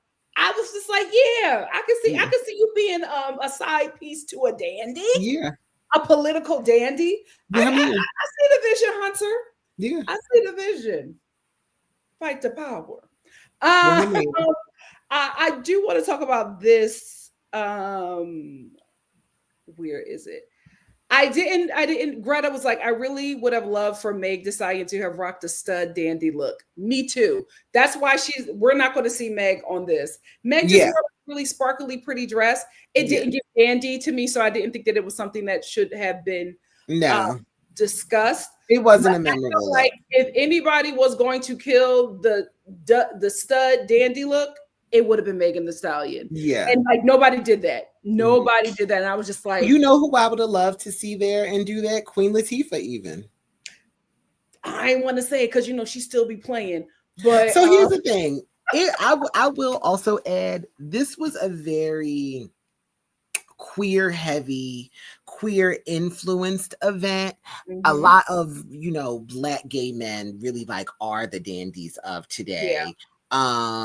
The dandy, like, you know, legendary dandy eras, you know, like these Harlem Renaissance jazz singers who were lesbians, you know, like they were wearing suits. These women were getting arrested for wearing suits. These women were openly lesbian in 3-piece suits and top hats and stuff like that. I was dressed like the danciest men with pocket watches and shit like that. Like, even like what Teyana, that's what Teyana was giving me. Teyana was giving me like a stud dandy, like Harlem vibe. And I think that just that's a big part of like dandy culture. Obviously, like the gay men, the lesbians taking on like what is essentially like a menswear aesthetic. I just think that like that's really important, and that's been a really big thing in our Black history. So I did kind of want to see more of that, but I did see it, you know what I mean? And like a lot of these women were in menswear aesthetics, but they just kind of tried to femme it up, and I think some of them probably should have butched it up a little bit. Yeah, and that would have been exactly what I was going to say. Yeah, they probably should have butched it up a little bit, because that is like, that is dandy. Somebody asked Sergio Hudson, the designer Sergio Hudson, like, well, what do you think it is for like a woman? He said, well, women are dandies. Like on a Sunday morning, like the women are going to church. I said, yeah, like women can do dandy. So like, yeah, I did want to see certain queer or queer adjacent women do, you know, like pull some real looks. I would have loved to see that. Yeah. Absolutely agree. Eva says, dare I say Cam Newton would have pulled something off. He would have ate this. Yes. Yes. He absolutely would have. Yeah.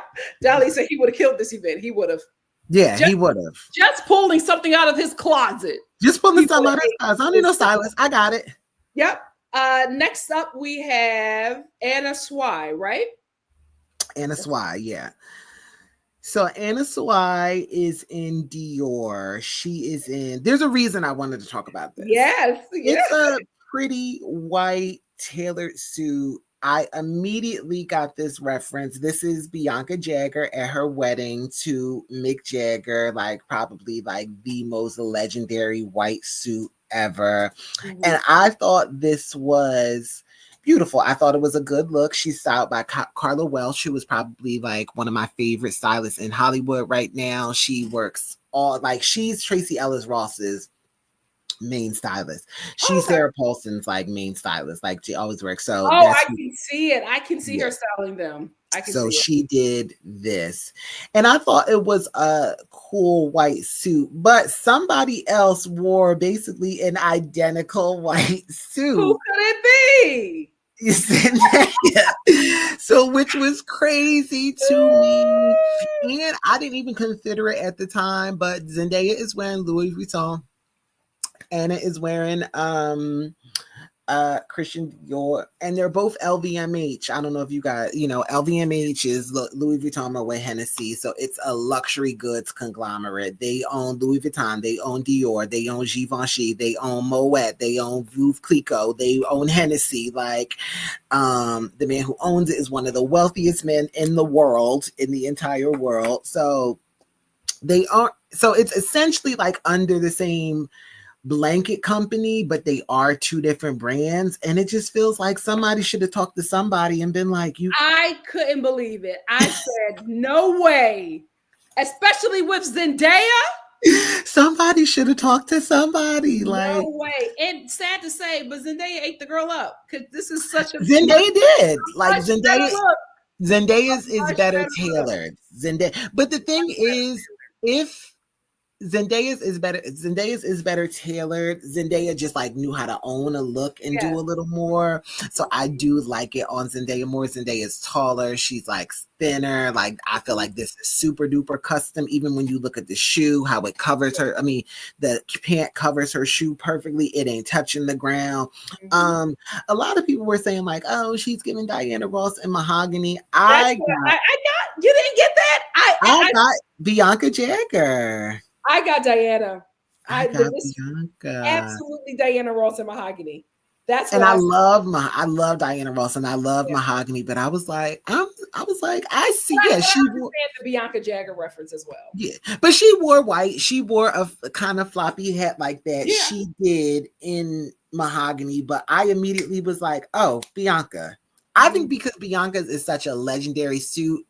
Mahogany, everything in mahogany is legendary to me, but I was just like, oh, the reference is Bianca, because like Bianca was a woman in the 70s getting married in a pantsuit. Women were not doing that, and she did it, and it was perfection. But yeah.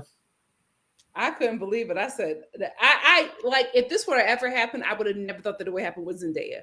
Yeah. Or like Zendaya or Rihanna. Like, I would have never thought it would have happened with somebody like that. But wow. Yeah. Who's like if not Rihanna, Zendaya is the queen of the Met Gala. Yeah, Absolutely. Yeah. Next up, we have Lizzo. Lizzo and Christian. She's in Christian Siriano. Mm-hmm. I thought this was really cool. It gave me like Cruella de Vil. Yes. And it did give me like it's Taylor. I will say Christian Siriano is a designer who is a designer. A lot of designers are stylists. Mm-hmm. Christian Siriano knows how to knows a pattern, knows a fabric, knows a cut, knows tailoring. And I just thought this looked so good on her. Now, Lizzo's a thicker girl. Lizzo lost a lot of weight, but Lizzo's still like a thicker. I think he also knows how to, he dressed skinny girls. He dressed shapely girls. You know what I mean? He knows how to dress a woman's body. So I wouldn't say that this is super dandy. I do love that she has I love a cigarette from a cigarette holder. I think that that's so classy. But it does fit like the tailoring theme. And I don't even mind that this is black and white with her black lipstick and her platinum blonde hair. It's a different look for her. So I actually don't mind this at all. In fact, I really like this. I love this. Yeah. They don't be doing Lizzo right at the Met. But this one, they knocked it out the park. This to me was dandy. This was the theme. I saw her. I instantly thought of Della Reese and Harlem Nights. Oh, yeah. It gave me big boss dandy. I loved it. I thought she looked great. The cigarette, she was feeling it too. I loved it. Yeah. This is one of my favorite looks. The hair, everything works. The hair, makeup, everything works. Christian Siriano knows how to tailor a shapely woman. This was beautiful. Loved it. I love her hair. I love her makeup. And I love accessories. You do fun accessories on the red carpet. So, a cigarette holder, a fab cigarette holder. It works. Next up, we have Savannah James. Savannah James is also in a black designer. So she's in Hanifa. Do you know Hanifa? Do I? Yeah, she's in Hanifa. It was weird because it said Hanifa, but when you went to the page, it linked to Hanifa. So I don't know if. Well, Hanifa is like the couture brand. Oh, okay. Okay, good. Because I was not sure, but I'm like, okay, it's obviously connected. So I'll just say Hanifa because that's like the brand. I really like this. And apparently she reached out to them on Instagram. Like, I want you to do my dress for Oh, really? She did. I think that this is so cool. Even the execution is like whatever to me, but because I can't tell, is it like something under the bodice? It's not quite her skin tone, or I don't really know. But I thought that this was a really cool interpretation on like a tailored menswear look with a skirt, still making it dramatic. I think she's so pretty. I really enjoyed this and thought it was a fun look. Well, I do think the execution could have looked a little better. Like, I think it could have been a little more fitted, like around the waist. It looks like it's buckling a little bit. Maybe change up the fabrication. I wish like the midsection part, like, I don't know what's under there. Like, I don't know if it's like a skin toned, like, body wear or something that I don't love, but I do like the thought of this for this. Now, I'll give you that. I like the thought. I didn't get dandy. I did get Harry Potter. I think it could just be the colors, maybe. I'm not sure, but it definitely gave like astute teacher at the Harry Potter University. I will say I like the idea of it as well. I wish the meshed better. Right. And the fit was, but the thing about it is Hanifa is a fairly new designer. And so she's still figuring it out. You know what I mean? So the tailoring will be better, in years' time. But I like that Savannah reached out to a black designer.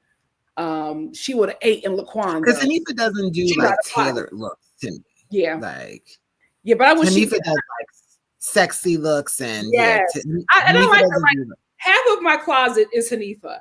Oh, okay, yeah. I wish she would have went with Laquan. Oh, yeah. Yes. But see, this is the thing. I don't think that Miss James can be sexy. I don't think that she's allowed to be like, she couldn't have done Halle Berry, you know what I mean? But she's so beautiful. It's just like anything you put her in, it's like, well, okay. Yeah. Well, okay. Yeah.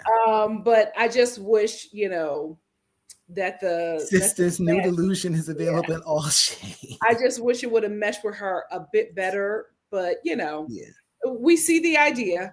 Yes. We see evil head mistress. Yes. We see the vision. We see the vision in the Harry. I love it in a Harry Potter kind of way, but she's stunning, so she don't got to worry about anything.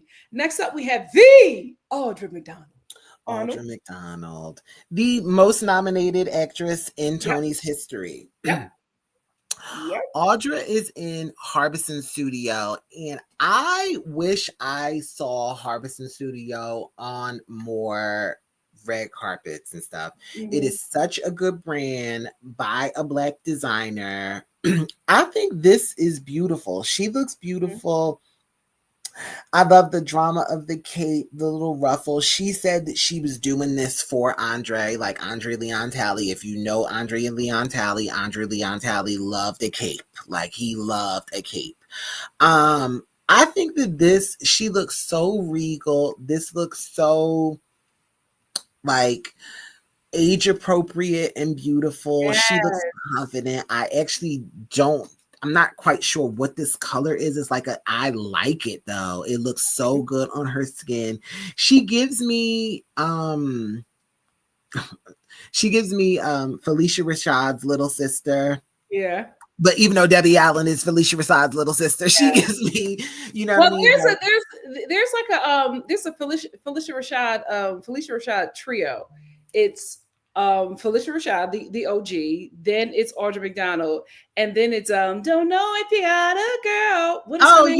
Yes. She looks just like her. She does. I'm telling you. I would watch the show with all of them. They have the same face. Yeah. Same face. They do. When I saw her in this, Regal. I love Regal. And Regal. I absolutely got the Andre Leon Talley tribute. Like, Regal, he would have gagged if he saw this. Like, I loved it. This was one of my favorite looks, and she wore it beautifully. This was on theme for me as well. And I love the Andre Leon Talley reference. I just love it. Gorgeous. Yeah. She definitely. Oh, Tidra Moses. Tidra, yes. When are the Tonys? I think they didn't pass. I saw the nominations. It should be coming up. It's coming up. A lot of Black people got nominated. Yeah. Next up we have. I just want to say. Support the Tonys, support the arts now more than ever. So because they're going away. Bring the mood down, but support everything. Your local theaters, your local dance troupes, your local musicians. Support the arts, however and whenever you can. Absolutely agree. Yes. Next up, we have the Diana Ross. Herself. So Diana Ross, I think, has been to the Met Gala before, but she hasn't been to the Met Gala in 22 years. Oh, wow. So, and like listening to people talking about this and listening to journalists and stuff about this, one person at Vogue said that he has waited his entire career to make this happen. Like, every year, I think they try to get her to come. And he was like, I have waited my entire career to make this happen. So, yeah. So I'm happy she was there. What? Oh my God. Please don't do live television with children and animals. She is wearing a design by Ugo Mosey. It's embroidered, either her dress or that's an 18-foot train on her like jacket, her shawl thing, is embroidered with like the names of her children and grandchildren. And I thought that was really cute. And listen, Diana Ross came to have fun. You know what I mean? And the crazy thing about this, I'm all like looking at like, who did Diana Ross wear? This very well could have just been something Diana Ross pulled out of her closet. Yeah. Like, I just feel like this is like who Diana Ross is. This is what Diana Ross wears. She's really the boss. I actually hate that like the culture does not, of course, plenty of us do. I hate that so many young people don't get the cultural relevance of who Diana Ross is, how big Diana Ross was for decades, how Diana Ross is 80 years old, and her fans who've been her fans are like, oh, I'm going to see Diana Ross. She's Beyonce before Beyonce. She's Beyonce before Beyonce. And like, just as big as Beyonce is, she was just as big. If not bigger. If not bigger, because I feel like the Supremes probably were like a little bigger than Destiny's Child. I think they stuck around a little longer than Destiny's Child. She was there with her son Evan, but she came out before Tracee, like just in the night. And when they were talking to Tracee Ellis Ross, her daughter, they said like, oh, your mom really like killed it out here, because I think you don't see when the people come out. Tracee hadn't arrived yet. And Tracee was like, oh, I'm not surprised. Like, if it's one thing I know about her, she's going to stop time. Like, I didn't see her. I don't know what she wore. But yeah, you telling me that she killed it? I'm sure she did. And I'm like, yeah, like, that's your mom and you just know. So she really worked this moment. Yeah. She stood up there for a long time taking pictures so you could see the train her handlers were doing. And I was just like, I love that she's there. Yeah. I love that this got the black people out. Yeah. She looked great. She made the best entrance. I mean, the hat, like, I loved it. Yeah. I loved it. She looked amazing. Yeah. As we knew she would. She was never going to disappoint. Mm-hmm. Yes, she would. Just Jonathan said she will wear this to the market. She would just wear this to the market. She does. She stops time. She would just wear it to the market. She is that icon. We love her. Next up, we have one of the co-chairs, the Coleman Domingo, the only chair, in my opinion, that went all out.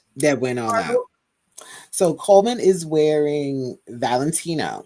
Mm-hmm. So this is his two looks when he first came out. He and the other chairs and Anna Wintour.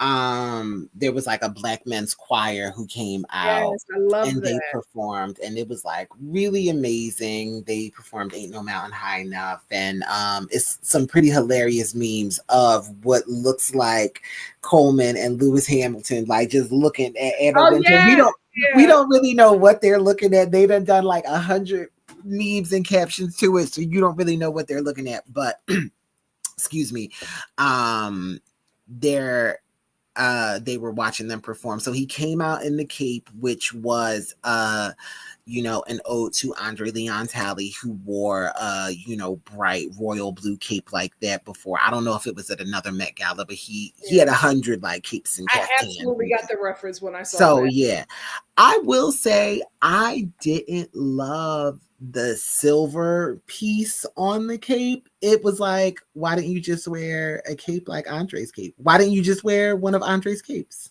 Yeah. That's what I thought. I was just like, if anybody was going to wear Andre stuff, it should have been Coleman. Yeah. Maybe he couldn't get it. I don't know.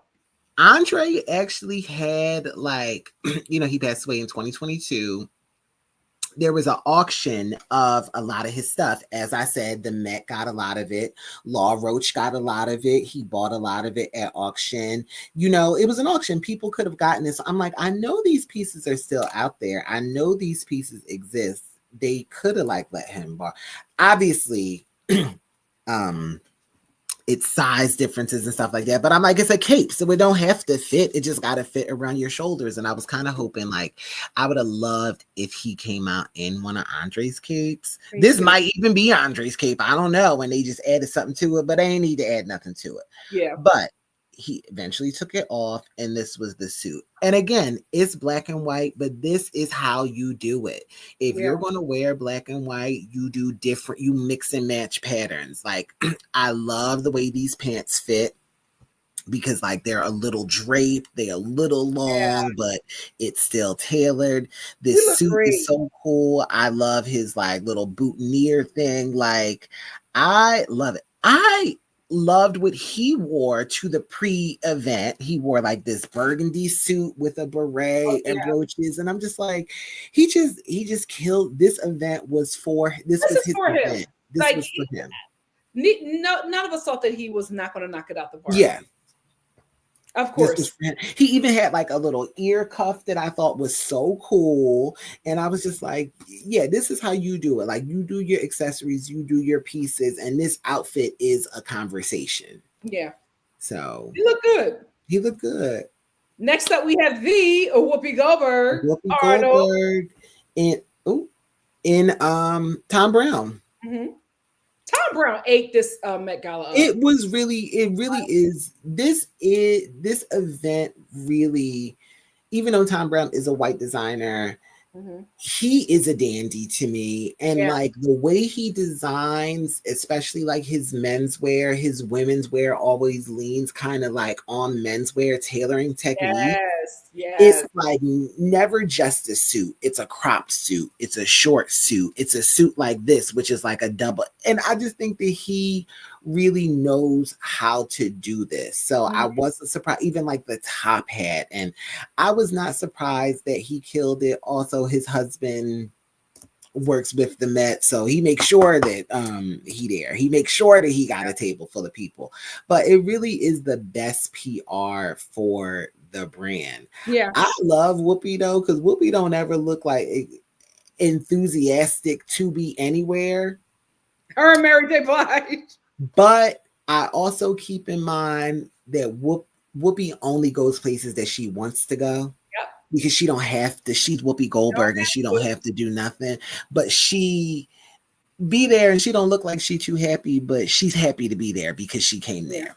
You know what I mean? Listen. And did she lose a lot of weight? Everybody's on Ozempic. Everybody's on Ozempic.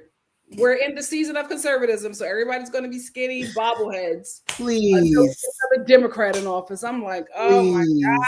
Please. I'm telling you, Ozempic is about to hit the Black community like crack in the 80s. It's back. Crack is back. I don't want culture to. It's so funny that you should say that, because I think of like myself. I'm so culturally, like, this whole moment is pushing me culturally like left. Like, I want to like dress a little more extravagantly. I want to be like, I don't dandyism. I want dandyism. I want to walk down the fucking street and like it be undoubted. So like, it's so funny that like the culture kind of like shifts. I think about it. Oh, please don't let me start. But certain white celebrities who for a minute really relied on Black and Latina aesthetics.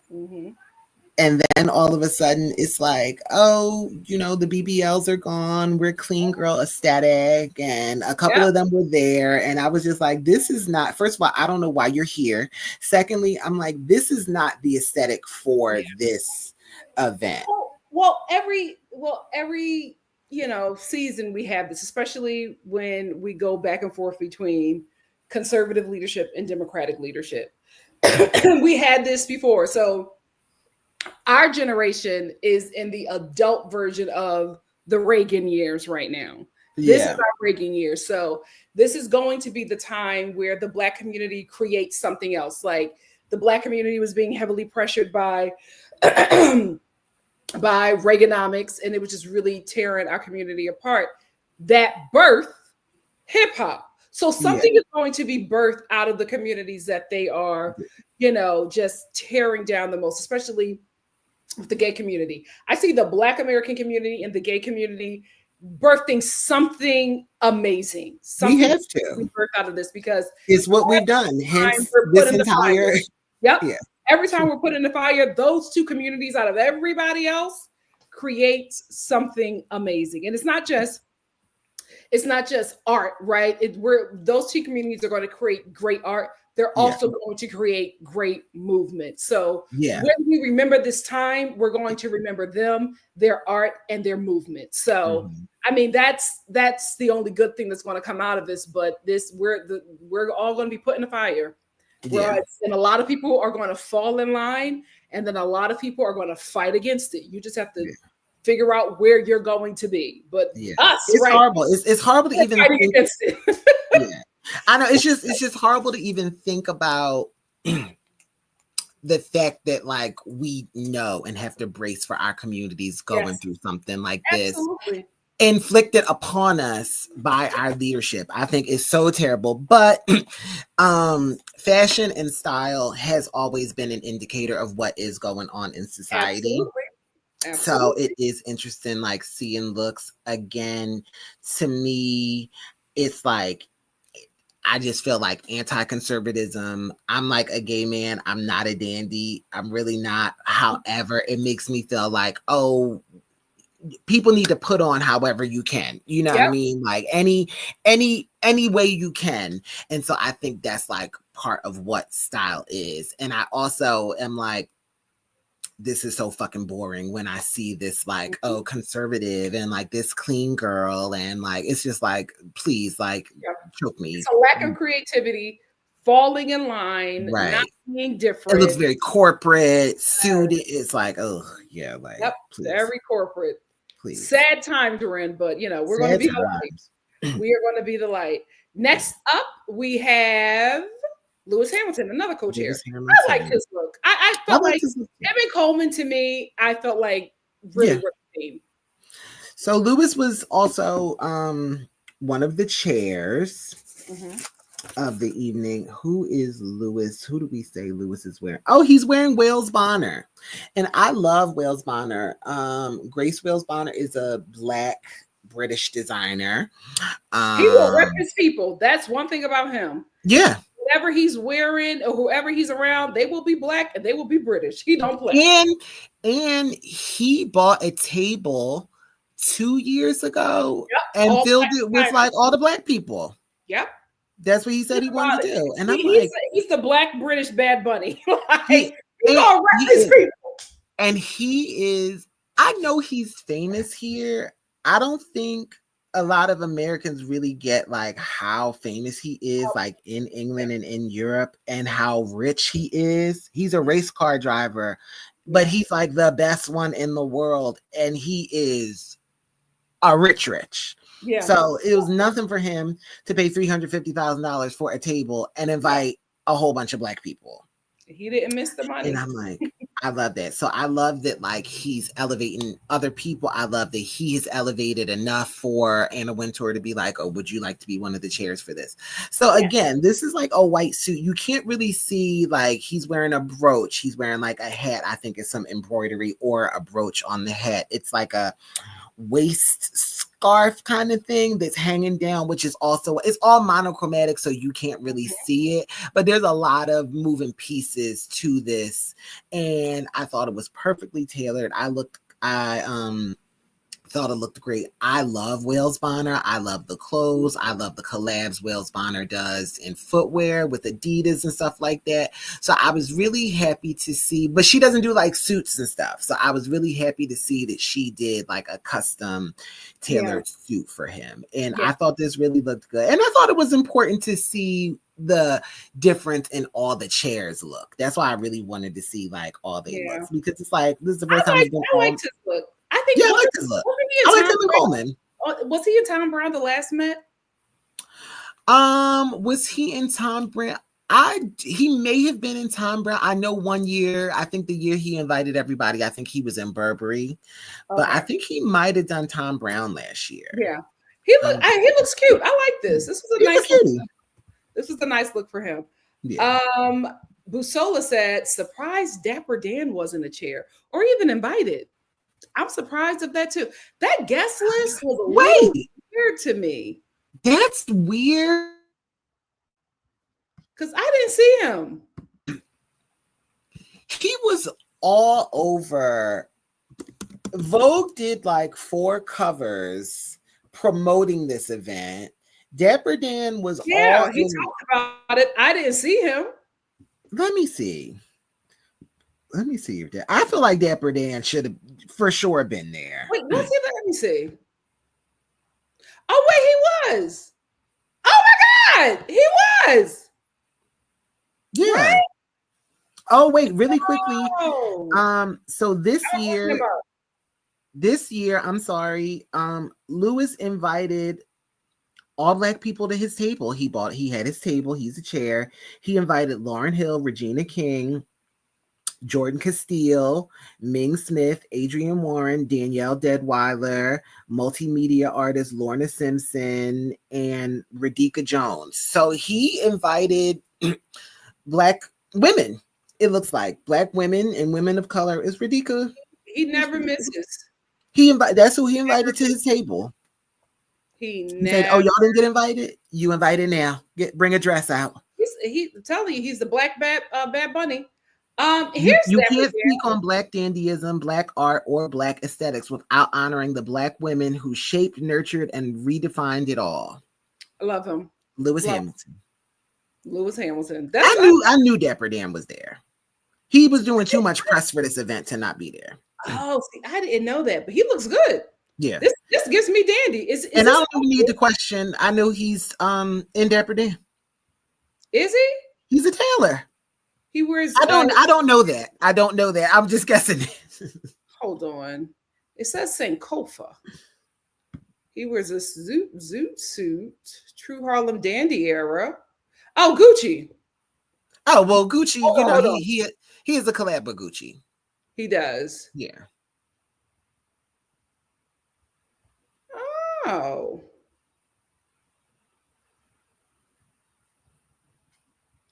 And something was Sankofa. Listen, this gives me dandy. Sankofa. I like the glasses and everything. He looks good. Yeah, I feel like he knocked this out the park too. Yeah. I like this look. Yeah. And we liked your look too, Lewis. We did. And I'm sorry. I'm really reading about like all he did, like the intention behind who he invited and who sat at his table. And he just said these women are visionaries in the field of like art and culture and fashion. And I just wanted to be surrounded by them on this night. I like him. I love it. He's a good guy. I also want to bring up this comment from my aunt. My aunt Boopie's here. Hi, Aunt Boopie. Aunt Boopie says, we have lost a lot of the Black fashion look we love. We always brought the house down. People waited for the Blacks to arrive. You know, I'm old school. Let's go back to originality. Amen, Aunt Boopie. Amen. I absolutely agree. Next up, we have Arnold, your boy. So I'm gonna try it. Kabelame, is that how you say it? Listen, I've never heard him say his name because he doesn't speak. So for people who don't know, is he from TikTok? I know him from Instagram. I know him from TikTok. He has the highest number of followers on TikTok ever. And he's the richest TikToker. Not the richest, unfortunately. Oh, he's not? No, he's not, but he has the most followers. Oh, well, he's really, really rich too. I didn't know, I'm not a TikTok, girly, so I don't know. But he's the guy, if you can't see him, he will like do the videos and then do the, you know what I mean? He is wearing Hugo Boss. Oh, really? Designed by Ugo Mosey. Ugo Mosey is a Black. I know Ugo is a stylist, so I think Ugo styled this. And I thought this was so cool. Well, first of all, I wanted to like praise him. He's Italian, right? Yeah. He's Italian. I think he's Senegalese Italian. Uh-huh. Yeah. So a black man, not an American man, but I thought this look was so cool and so dandy. I loved that it was gray. I loved the like one sleeve that was like a coat. If you can't see, is watches, like pocket watches all over. I feel like this was executed so beautifully. I love that little like saddle type shoe that looks like it goes with a zoot suit. I thought this really was like the essence of this event, and I thought it was so cool and so unique. I didn't see anything like this. Yeah, I didn't see anything like this. I didn't see his look until you told me about it. I loved it. This was I was like, this is dandy. Yeah, it's dandy. This is dandy. He looks cool. He looks handsome. Yeah, this is a nice. He wore this very well. He could be a model if he wanted to. It's tailored. I love that it's on a black man, design, like, styled by a black man. I'm like, oh, I love this. Yeah, I really love this. He looks really, really good. I like this look on him. Clocks because of TikTok. Period. TikTok. He looks good. I like this. He looks really, really good. I like this look on him. Yeah. If he wants to, modeling is there. Him, Lupita, and Zendaya, they just be playing, but it's an opportunity, child. Yeah. I thought this was amazing. I loved this. Next up, we have the Lauryn Hill. Lauryn Hill. I was so surprised and so happy to see her there. I don't know if Lauryn has done and Lauryn really is a dandy too. Yeah. Lauryn pulls looks out. Like when you see Lauryn, when it's beads in her hair, when it's like barrettes in her hair, when it's voluminous skirts in every jewel tone with a white shirt, with bracelets up to the elbow. Like Lauryn does her fashion. I mentioned it with Bad Bunny because he had little pops of yellow. This is what I wanted to see in terms of color, in terms of aesthetic. This could have been like a reconstructed like zoot suit or something like that. I thought I loved this. And this was designed by, I don't know how you say it. I don't know if it's Cheney or if it's Shanae. Jen, who is like an Asian American designer, I believe. Oh, wow. And her fan, you can't really see it. She's carrying a Kelly Hermes bag, a Hermes Kelly bag, and she is carrying a like handmade bejeweled fan by, oh my gosh, like I just had the designer. Give me a second. Oh, Peralta Studio. Okay. And like she reached out to him and asked him to do it. I don't know. You can see it in like her one hand. She has her bag and she has it's very small, but I just thought it was so cool. I love that it's tailored this way. It really is like a reconstructed menswear suit. Yes. I love the afro. I loved it. The makeup. I loved it.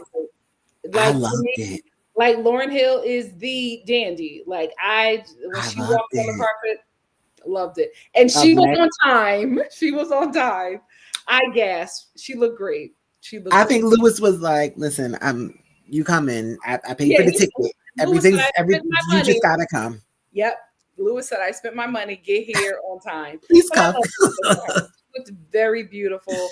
I loved how the Hermes, the blue Kelly was pulled in with the makeup, and yeah, he just looked great. I loved everything about this look. So I will say, because I've been ragging on people carrying bags that I don't really consider evening bags. I don't know if I would consider this an evening bag, but I think it looks so. It worked. It worked. It works. Dahlia said, "Where's Erykah Badu? She should be right up there with Lauryn Hill." I don't know why she wasn't there. She's a dandy as well. This was her night. The guest list was a little wonky to me, but I think that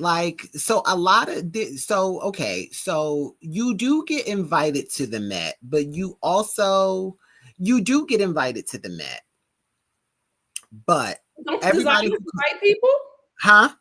But don't the designers invite people, right? The designers can invite people, but also like Anna Wintour and Vogue invites people. And again, it is a fundraiser, so it's not all designers inviting people. Some of it is like millionaires and billionaires and philanthropists who got and socialites who got $350,000 or got thousands of dollars to come, because like honestly, it's a fundraiser. Like you come to look pretty, but like you come to spend some money. You come to donate. So they had to have some people like I know we talked about Isha Ambani, who was like India's richest heiress, came like, she's not a celebrity. She came because she got money to spend. You know what I mean? So some of the people who come, is a limited amount of tickets, and you do want celebrities to get like attention. And, you know, obviously the designers want to invite celebrities because it really is like a PR thing for them. But you still have to leave space for those tables for these people who live on Park Avenue, these people who are coming and going to donate to this museum. So, you know, Arnold, Monique said, can you bring a +1? I don't know. I think if you have enough money, you can bring a +1. If you are like a married person, often it will be like, you know, you can bring your spouse, but I think seating is so limited. I don't really think you can bring a +1. I think you can like buy like a ticket for me and my wife maybe, but I think sometimes it's like you can come, but I don't have enough to, you know what I mean? Because like it's very meticulous. I don't know if you've seen the first Monday in May, the documentary about it and how the Vogue team throws it together. It is so meticulous. Who gets invited, where they sit. And yeah, a lot of times it's like, yeah, you are a solo person and you're going to sit at the table with these people, you know what I mean? And that's why, like the designers will get a table and invite who they want, you know? Okay. So like how I said, Lewis Hamilton like had a table and he invited all those women. Those women didn't get a +1 because they were guests of Lewis. Yeah. Okay. So yeah. So Lewis said he had a bunch of +1s. He had a bunch of +1s, but he's also a chair. So he bought a table and he got a chair, and you know he can do what he wants. He invited the black women. Right. Our final look of the night is Arnold. This is Uqbad Abdi. So Uqbad is a model. She is a pretty big model. She is Muslim, so like she's always covered. She's a beautiful, tall, slender girl, and I just love. She's in Michael Kors. I wanted to add her because again, like it's not all celebrities. The models do come. Each of the designers came, and usually. I didn't see so much of it, but I know they did it. Usually they invite celebrities, but they really do invite models who literally are just there to wear the clothes. You know what I mean? Like you want someone, a beautiful girl, a top model who is part of your squad to wear the clothes. So she was invited by and dressed by Michael Kors. And this is what I was thinking when I was saying like I wanted more like of the to like the queer, the lesbians of the, you know, Harlem Renaissance era, like kind of give you pimp. I thought this was so well done on a woman because it really does kind of give you like pimp. I think that, let me say something really quickly about very Harlem Renaissance. Yes, Michael Kors is like an American brand, and I feel like it's kind of looked down as like a little bit corny, but Michael Kors really has Michael Kors got money. Didn't they buy Michael Kors himself is rich as fuck. Michael Kors himself is Versace. Yes, but like, well, he just sold it to Prada. Really? Prada owns Versace. Child. Donatella just bouncing around, child. He really does do beautiful fabrics, expensive, very high-end clothes. And I think that's what this is. You can see like some of the texture of her coat, some of the texture from her suit. I just thought this was a cool look for the theme. It really did give like dandy, and I love that this was on a woman. Like that's really what I wanted to see more of. Like looks like this, cool looks like this on a woman, and she's a beautiful, beautiful girl. I think she's Somalian, but she's a beautiful, beautiful girl. I think she's Somalian. She looks like Iman. Yeah, Somalian. Yeah. Yeah. I really like this look as well. This is one of the first looks that was like trending on all social media platforms. Everybody, this was a really popular look. I know I said this is our last look, but Arnold wanted to talk about this look and its designer. So I wanted to bring it up. Quinta Oh, Brunson, our Philly queen. yes, our Philly queen. Oh, also shout out to Coleman Domingo, our Philly king Yes, as our well. Philly So king. she's in I just wanted to talk about Quinta because Quinta is in Sergio Hudson. Sergio Hudson is a Black designer. You may know Sergio Hudson for dressing such luminaries as Michelle Obama at Joe Biden's inauguration. He very frequently dresses Madam Vice President. We didn't do Madam Vice President. Madam President. Madam President. Well, while you talk about Quinta, I'll bring her up. So it really was more about Sergio Hudson. Sergio Hudson is a Black man. I think he's from South Carolina. He does beautifully tailored suits, as y'all saw that like maroon colored suit that he did for. I think this was really his night. He's not like an extravagant, crazy designer. He said, I watched an interview with him that he did with Aurora James, another Black designer, and he said that he was like, I'm doing 13 people, like I'm out of my mind. I'm dressing 13 people, but I think he wound up dressing 18 people. And she asked him, what are you wearing? And he said, I don't know. I'm dressing 13 people. Like I haven't even given any thought to what I wore. And so I just kind of wanted to shout him out. I love that he's done he's done Quinta before, and I thought Quinta looked really cute. It was black and white. They gave a little dandy, like with this suit over the dress. I love the hair. Whoever does her hair always knocks it out the park. Yeah, and you got to know how to do like short Black women's hair. So Black women with short hair, not just because she's short. And I just love this, and I wanted to give a ode to Sergio Hudson because he was on the red carpet. I loved what he wore. I love how he dressed her, and like, yeah, the Black designers were working and earning their coin. They were. The Black designers were working and earning their coin. What I love about Sergio is that not only does Sergio just like you see his culture in his work. Like Sergio loves being Black, loves being Black American, and he loves Black women, and he loves dressing them. I mean, he says it like, I grew up around. Yep. I grew up around Black women. Church on Sunday, like this is how the girls dressed at, this is how the women who raised me dressed. I think he has a daughter. So he's like, I love Black women. I'm a father to a Black woman. You know what I mean? Like, I just loved him. And again, I love him, Laquan, Grace, like the Maximilian, like the Harbison Pseudo, like the girlies were working. I'm surprised I didn't see more Christopher John Rock. Me too. Yeah. That would have been the color. That would have been the color because Christopher loves color. Yeah, I'm sure somebody wore it and we just didn't like see it. They weren't really on our radar, but I was surprised that he wasn't one of like the big designers seen on the red carpet. Yeah. So what was your best look? My best look of the night. Okay, I'm gonna do I want to say my best look. I loved Kabi. Oh, okay, let's bring him up. I loved this. Yeah, he loved nice. This. I really like time traveling dandy.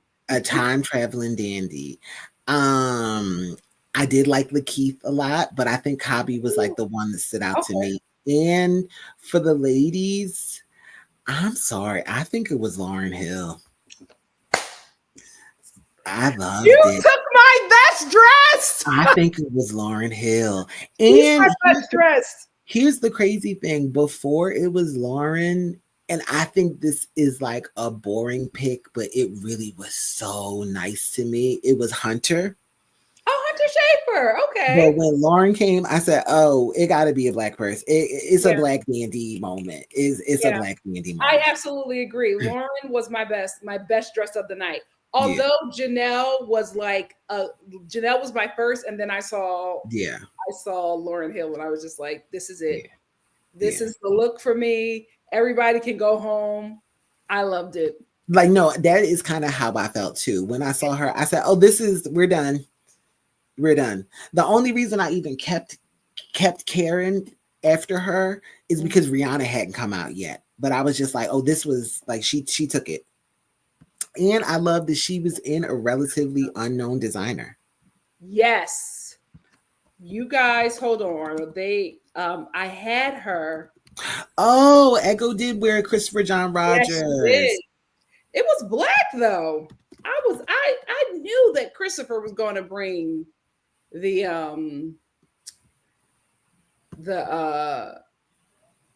color. We have to talk about this look. I was going to bring, we had to cut some looks, so this is one of the looks that we cut.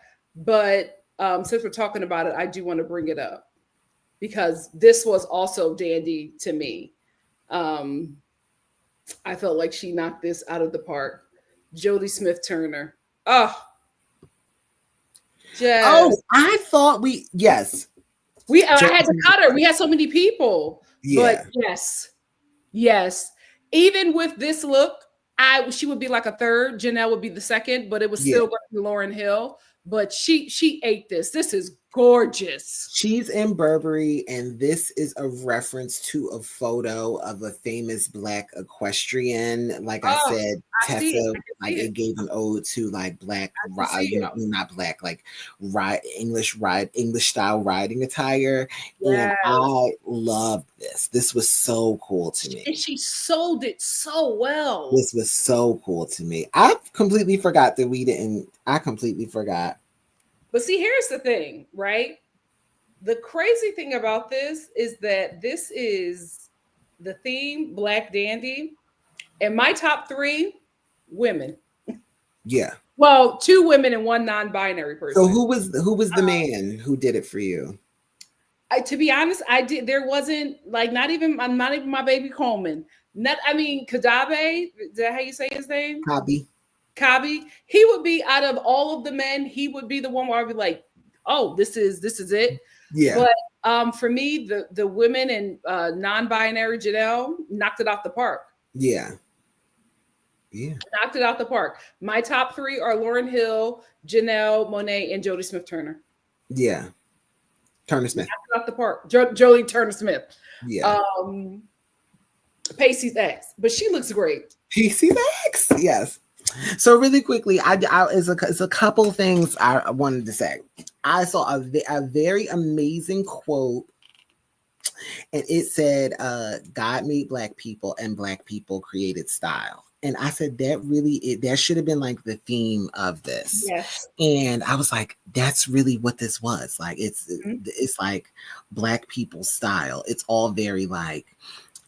The references I feel like are historical, you know what I mean? Like we talk about the Harlem Renaissance and like when people really were dandies, but like you also think of like all these people, modern interpretations of dandies, and people are discovering the word dandy and they're like, oh, I guess like my uncle kind of was a dandy because he always like showed up and showed out. And this person I knew was a dandy because he never left the house without like a tailored suit. My pop-up, you know what I mean?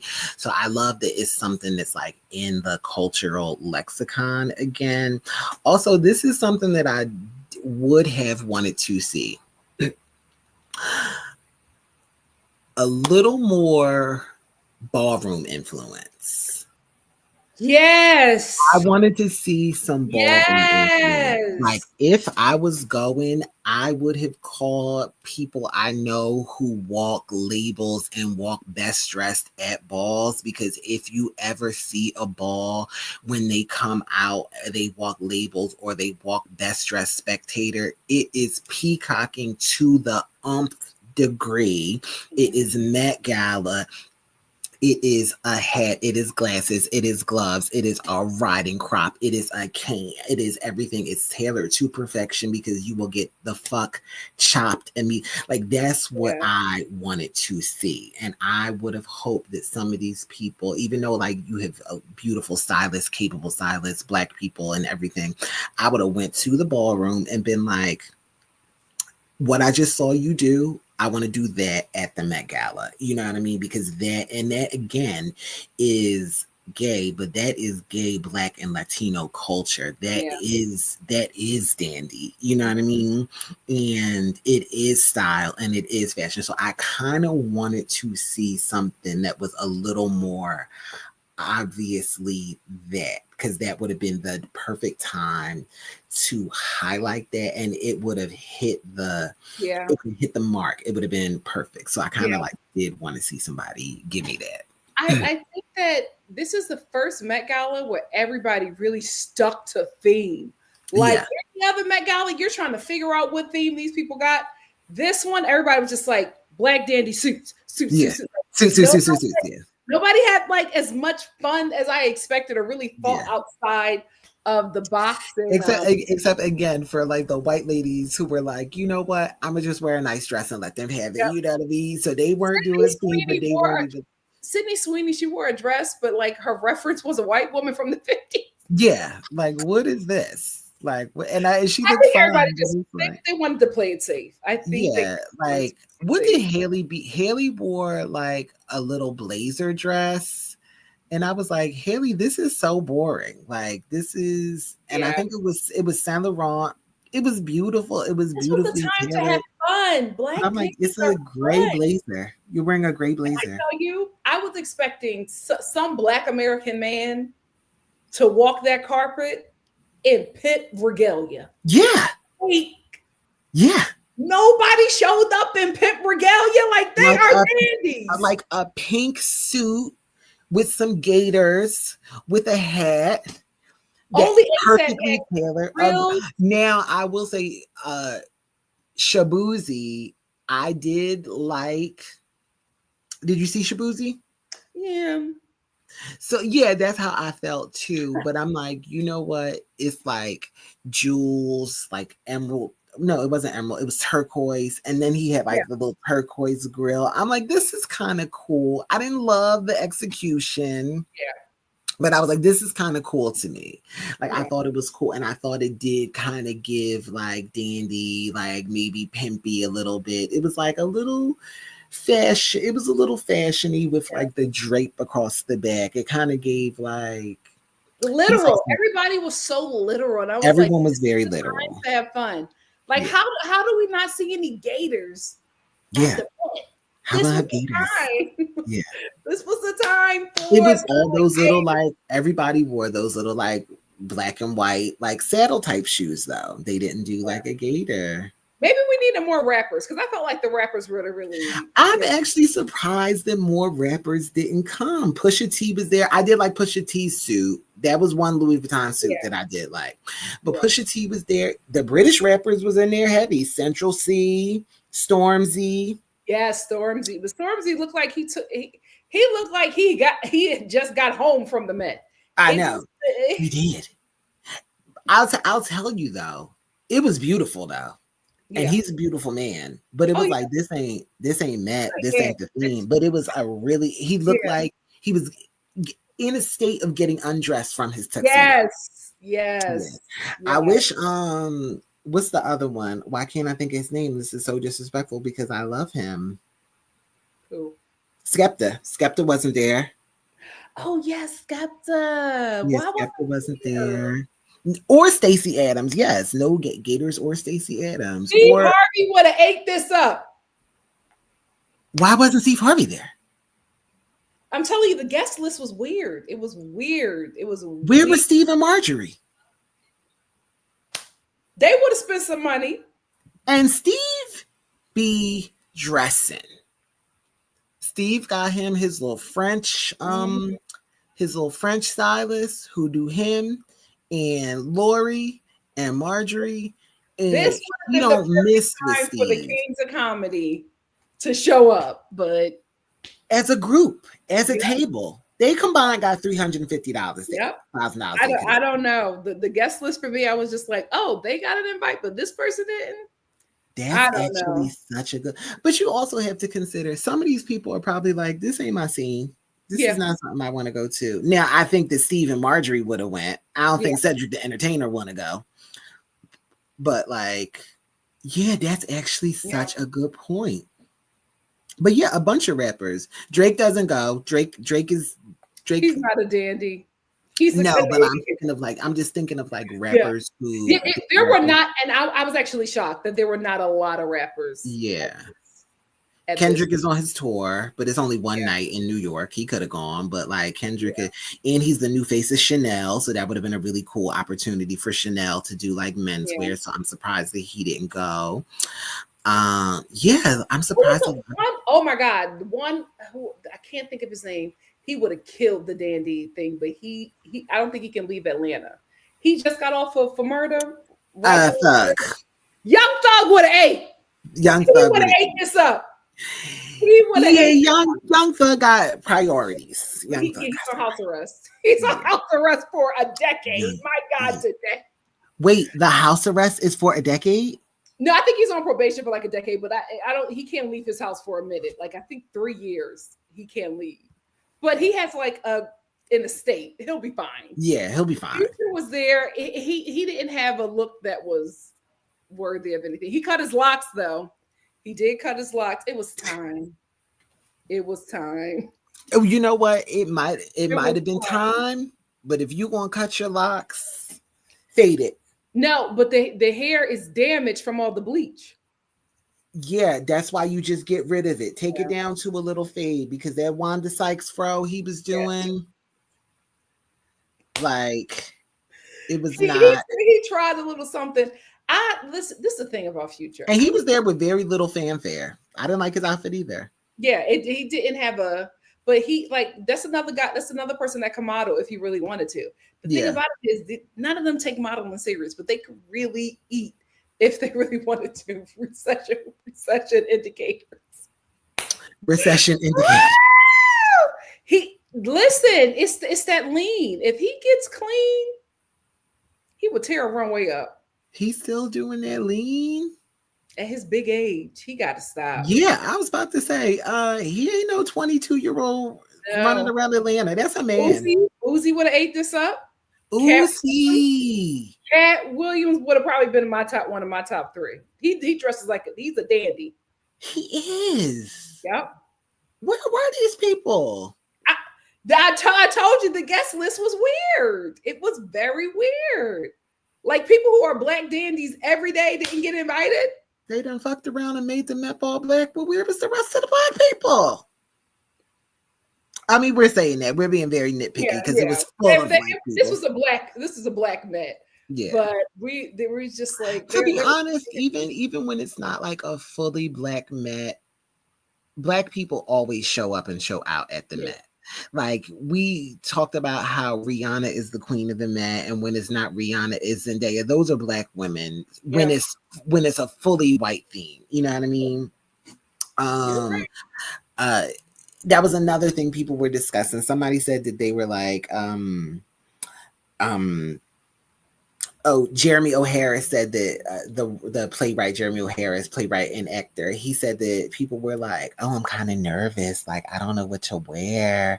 Do we have to dress on theme?" And he said to people, "Did you know what to wear when you did China Through the Looking Glass? Like, you wasn't nervous about that. Like, the theme is a country, and y'all still came dressed Chinese. Y'all wasn't like, but you scared to dress like you scared to interpret like black dandyism and tailoring." And I was just like, that is a good point. Like, because this is the thing. It's because a lot of people do not view black people as human beings. Like if we're not magical, we're this like sex icon or something. So it's like to what they were thinking about, what they could actually do on the carpet. Yeah.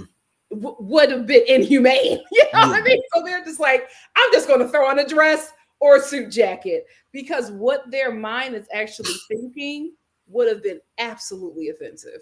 But to be honest, that's why you hire a black stylist. You should be hiring a black stylist for this event. Employ a black stylist to make sure that you don't make an ass out of yourself. Do not be Amelia Gray. Employ a black stylist. Yeah. Don't come boring. Come in the theme. Do it well. Do a well-tailored suit. We didn't add him. We had to cut him for time. But Andrew Scott, he did. It was dandy. He did Tracee. Yeah. Dandy is not black. this theme was super fine black tailoring, and it was an ode to dandies. Dandies is just a man. He just came as a dandy. He didn't quite pull it off because I don't think he's edgy enough, but what Patrick Schwarzenegger wore in Balmain, another black designer, was something that a dandy would wear. You know what I mean? So you can do it.